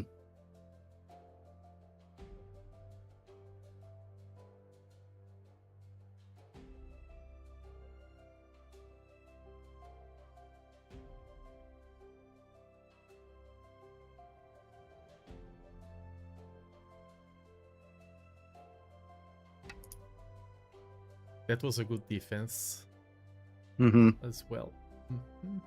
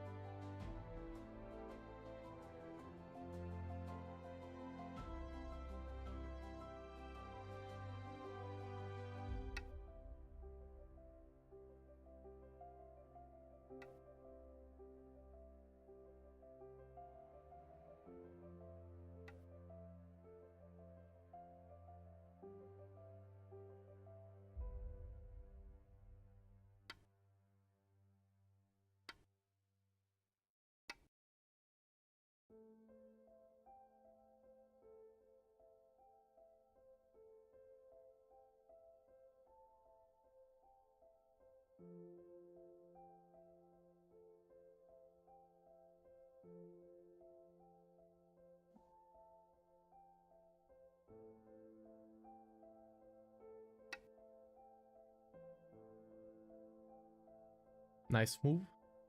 Really happy with Mm-hmm. that one. Yeah, I am too. Because if not, I could have taken the stone on A8. I wasn't thinking of it so much as that, as I was thinking of giving you a, because the only other thing you could do to push into the upper left would have been to go to B8. And I'm like, here, if you make that move, I'm just gonna take Yeah, that exactly. piece. Yeah, exactly. That's the exact right train of thought.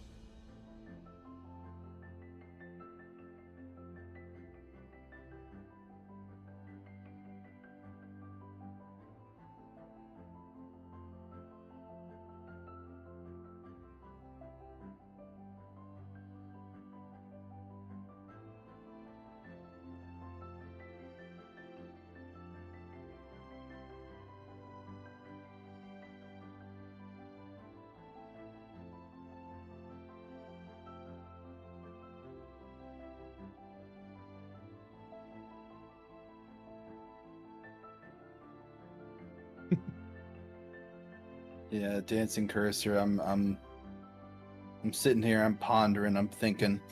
My cursor was also dancing. Oh, Okay. we are both.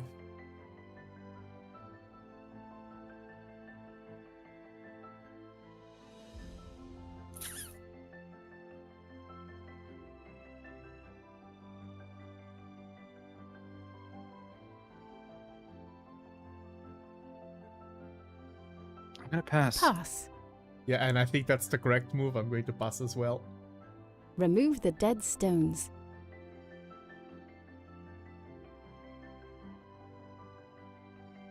And I have You have won. I have different lessons for this time. Well played, well You played. won by fewer points. True. Review started. Let's go back to the start, loop back in time. You are watching the review? Yep. Okay. Okay.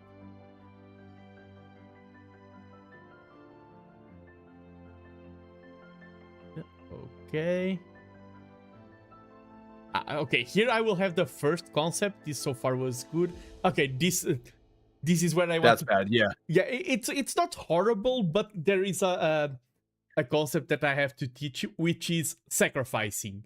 In Go, it's very important, which is basically this stone, even if you try to run away, it's very hard for you to live with it.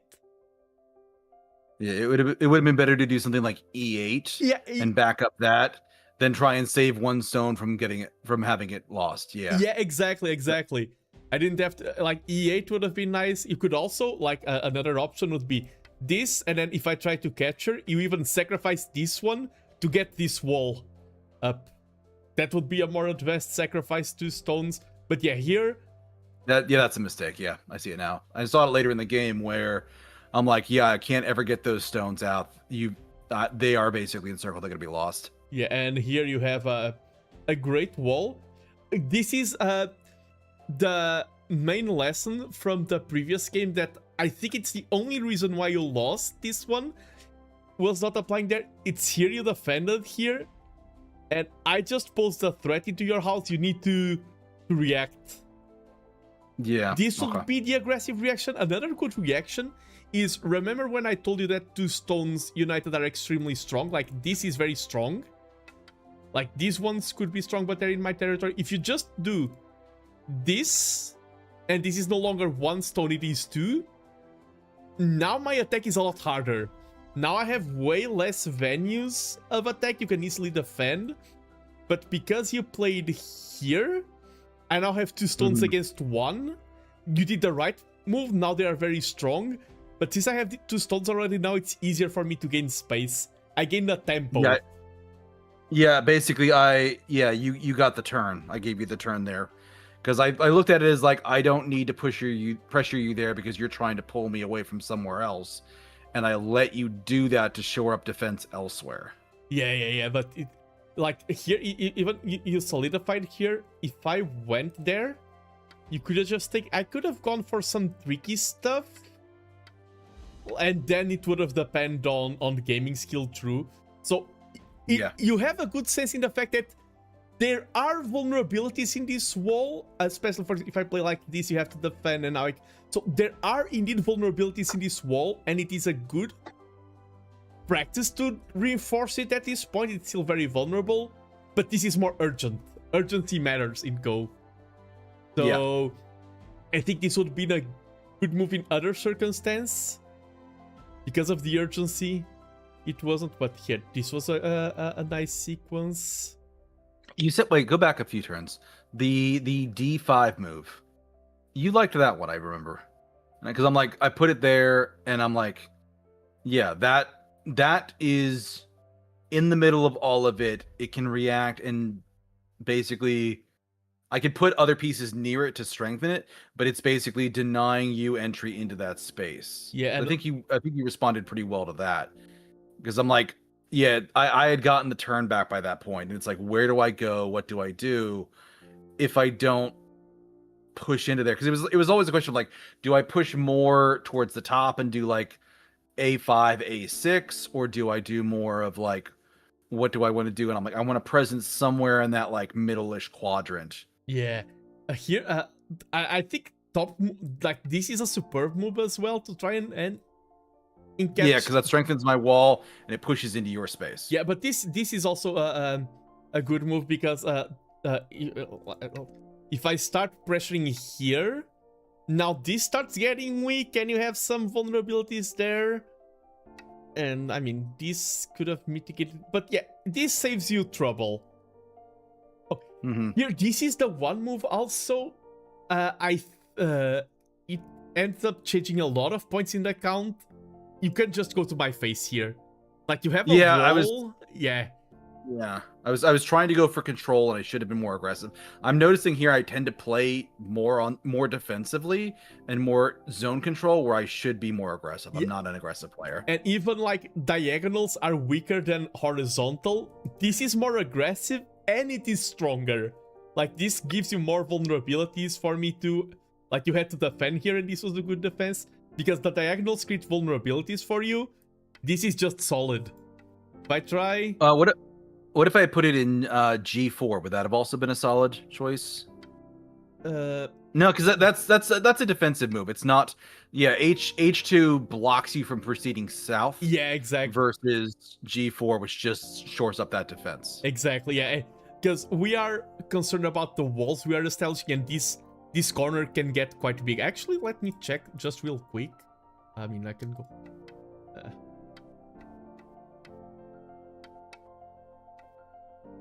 I don't... Can you use car counting here? Oh, it doesn't show... Wait, I can do... Okay, here you would be winning by 4.5 points if the game ended roughly like this. This is 4.5 points for black, because this corner becomes huge like this. Yeah, I let you push too far into the corners and I kept relying on diagonals to threaten the space but not claim it. Yeah. Okay, here this would have been an even better defense because you are forcing me to defend, but what did I do instead? Oh, yeah, because I placed it there to shore it up. But yeah, okay.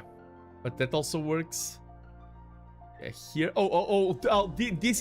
This is the one move that I didn't like, because if you play here, you achieve the same thing, but you secure a point here. Basically, I was reluctant to rely on those like putting 4 pieces around thing because I got caught on that last time. Yeah.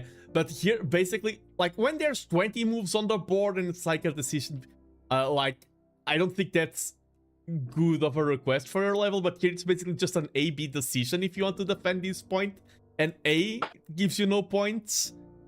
B gives you 1 point. Yeah, okay. So basically it's just the 2 moves achieve the same. And here, okay, you defended. And here, this is... I was very happy with this one. Because if you don't play... Like, this is also possible. This is possible. If you don't play there, I play here. And now you cannot escape with this stone. And, and this can actually... This can snowball into something very bad for you. Because... if you're not paying attention to this, then I can... Yep. So this was a really good defense. And this just saves you a lot of hassle. Here, I think these two... I understand it. But yeah, this is better because it's defending and pushing. And you're already so solid here. I don't think this was needed. I think the reason why I did E3 was to try and stop you from pushing out of the left side. Yeah. Trying to break through there. Because I'm like, you're not going to do anything over in G4. That's just kind of being aggressive. They're both shoring up defenses, but it's doing it in a different way. Yeah, but I think all of those moves were like 1 or 2 points. I think you basically lost the game here, if I'm honest. In this D7, like, I can enable... Yeah, because like, I think I probably lost it earlier at that H7 move.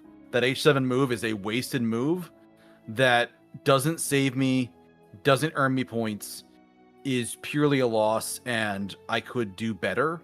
It would have been better to do E8 and shore up other places rather than try and stop you from taking one specific unit. I lost focus of the goal and focused on the pieces rather than the strategy, and that's kind of what I repeated the whole time. Also, both times I was playing, you basically beat me the same way, which is a pincer. Pushed in from the sides. And I noticed that partway through, and I'm like, shit, not It's again. the same game, yeah. But that's being said, I did lose by fewer points, and I'm happy about that. Yeah, exactly. And I think like you graphed the basics really well, and I think if we played like 1 or 2 more matches, I think you would have beaten me in the 4. Maybe already in the next match, maybe 1 more, and you would have beaten me in the 4x4. But yeah, this good understanding of basics.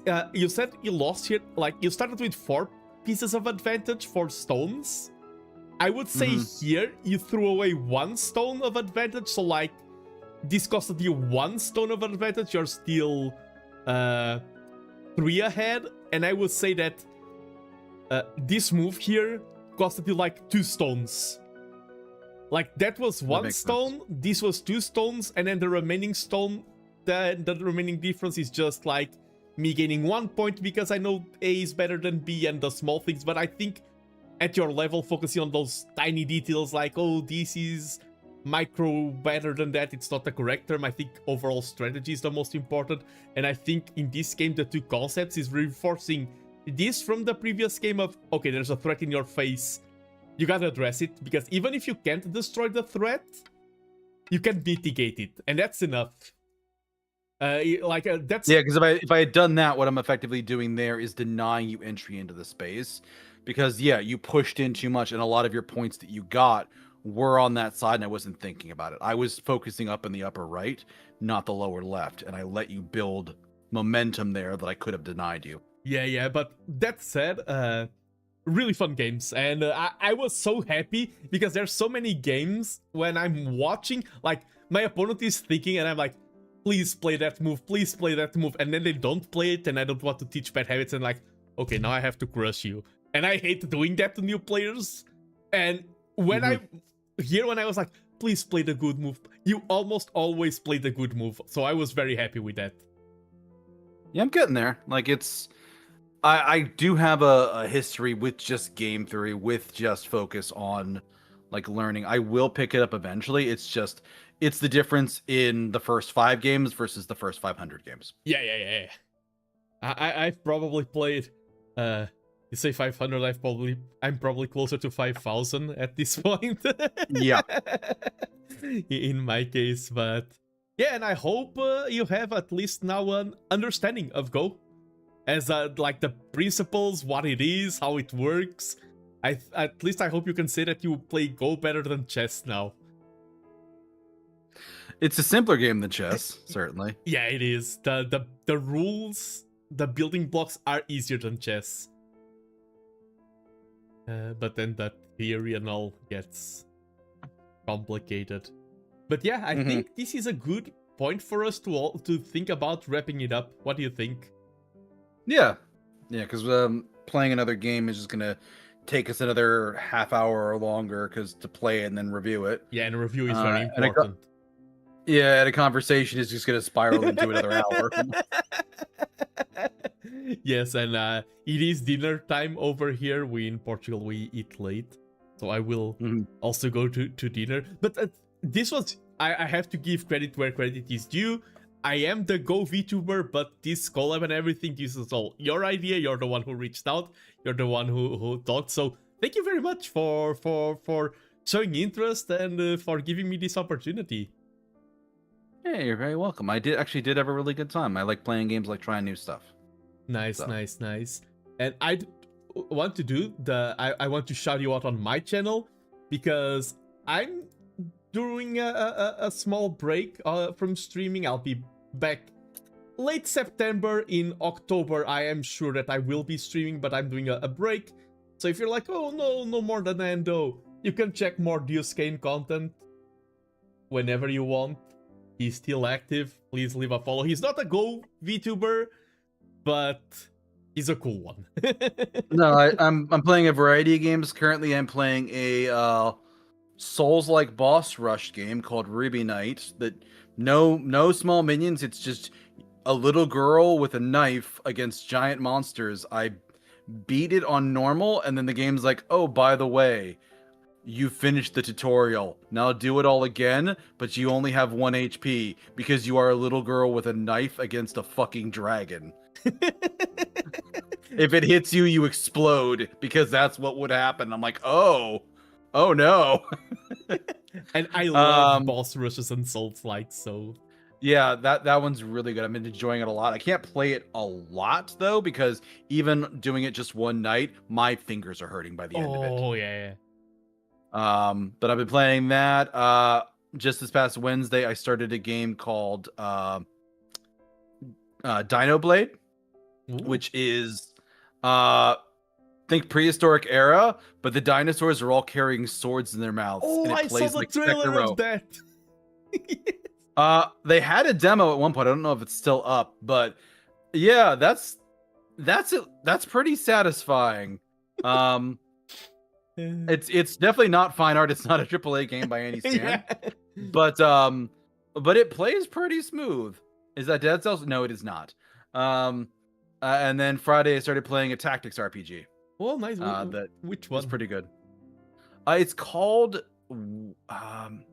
Stardust Wish of Witch. Okay. It's a Korean voiced tactics RPG. It's not a JRPG. Oh, okay. Yeah, I'm more in the JRPG side of things. But yeah, very, very interesting. Once again, thanks for having me on. And we were talking a little bit about like Avatar and what's the name of the series? Oh, let me just also congratulate Alex on. He said that he found a job. Congratulations. Oh yeah, congratulations, Alex. I didn't notice that at first. Yeah, the job market can be a rough battle, like a Souls game. So yeah, it's the final boss sometimes. Yeah. The Vorkosigan. Sorry if I butchered the pronunciation. Vorkosigan Saga definitely caught my interest as well. Yeah, I would say read Shards of Honor. I hope that it catches your attention because it is. I think it's an exceptional book. Yeah. But yeah, give that a read, and let me know if you give that a read. Let me know what you think. Yeah, I can promise one thing: I will not pick it up until finishing my book because.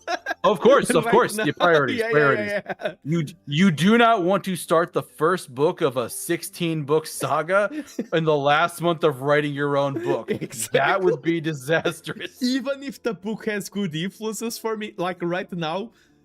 Changing my perspective and changing my fundamental understanding of my own story would be the biggest possible curse. So even if the book influences me in a way, I'll leave that influence for the sequel of my own writing. Also, you gotta focus up. You gotta lock in. Yeah. You can't just like go and get distracted with a whole different universe.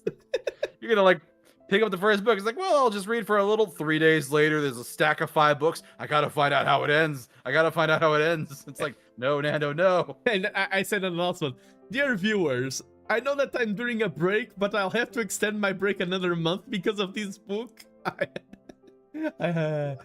Yay. All things at its due time. But do you have, since we are wrapping up, do you have anyone in your list? Sorry, that you would like to raid? I was about to just go check that. I switched over to chatting to see here. Got Splatoon. Who do I have that I know we could jump into? So I'm not usually streaming at this time. So there aren't a whole lot of people that I'm familiar with, and I don't want to jump. It's funny when I get to the bottom of my list and I'm like, here's the VTubers with 1,000+ viewers. Oh no, there's probably not anybody to raid into. I don't really have anybody that I can think of. Yeah, if you got a recommendation, just send me the name. We'll raid into that. Yeah, he's he also streams in English, but he's a fellow Portuguese VTuber. He's also someone that I've thought go to at an anime convention, and he's currently diving into Warframe for the first time. Speaking of things that make you sink your time. Yeah. So we could raid into Henno. He's a cool guy. Yeah, and that sounds good to me. He's raided me a few times, so I always like to give back. Mm-hmm. Okay, I've set it up the raid. Has the countdown and everything, but we have a few time. Starting my countdown here. Okay, nice.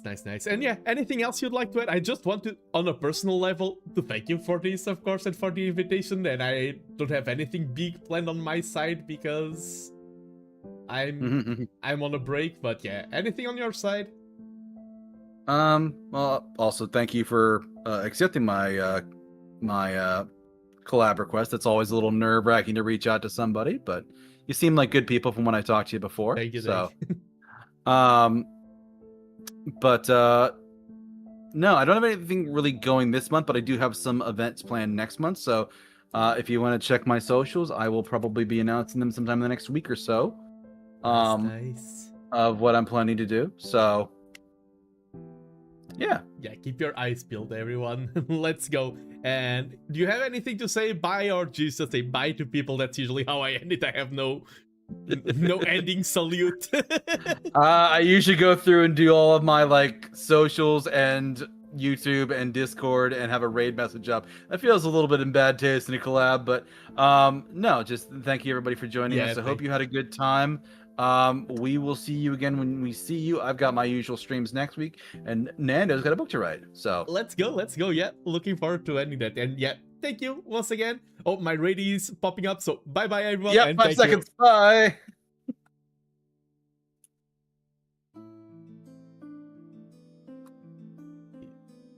Wait, ちょっと待って。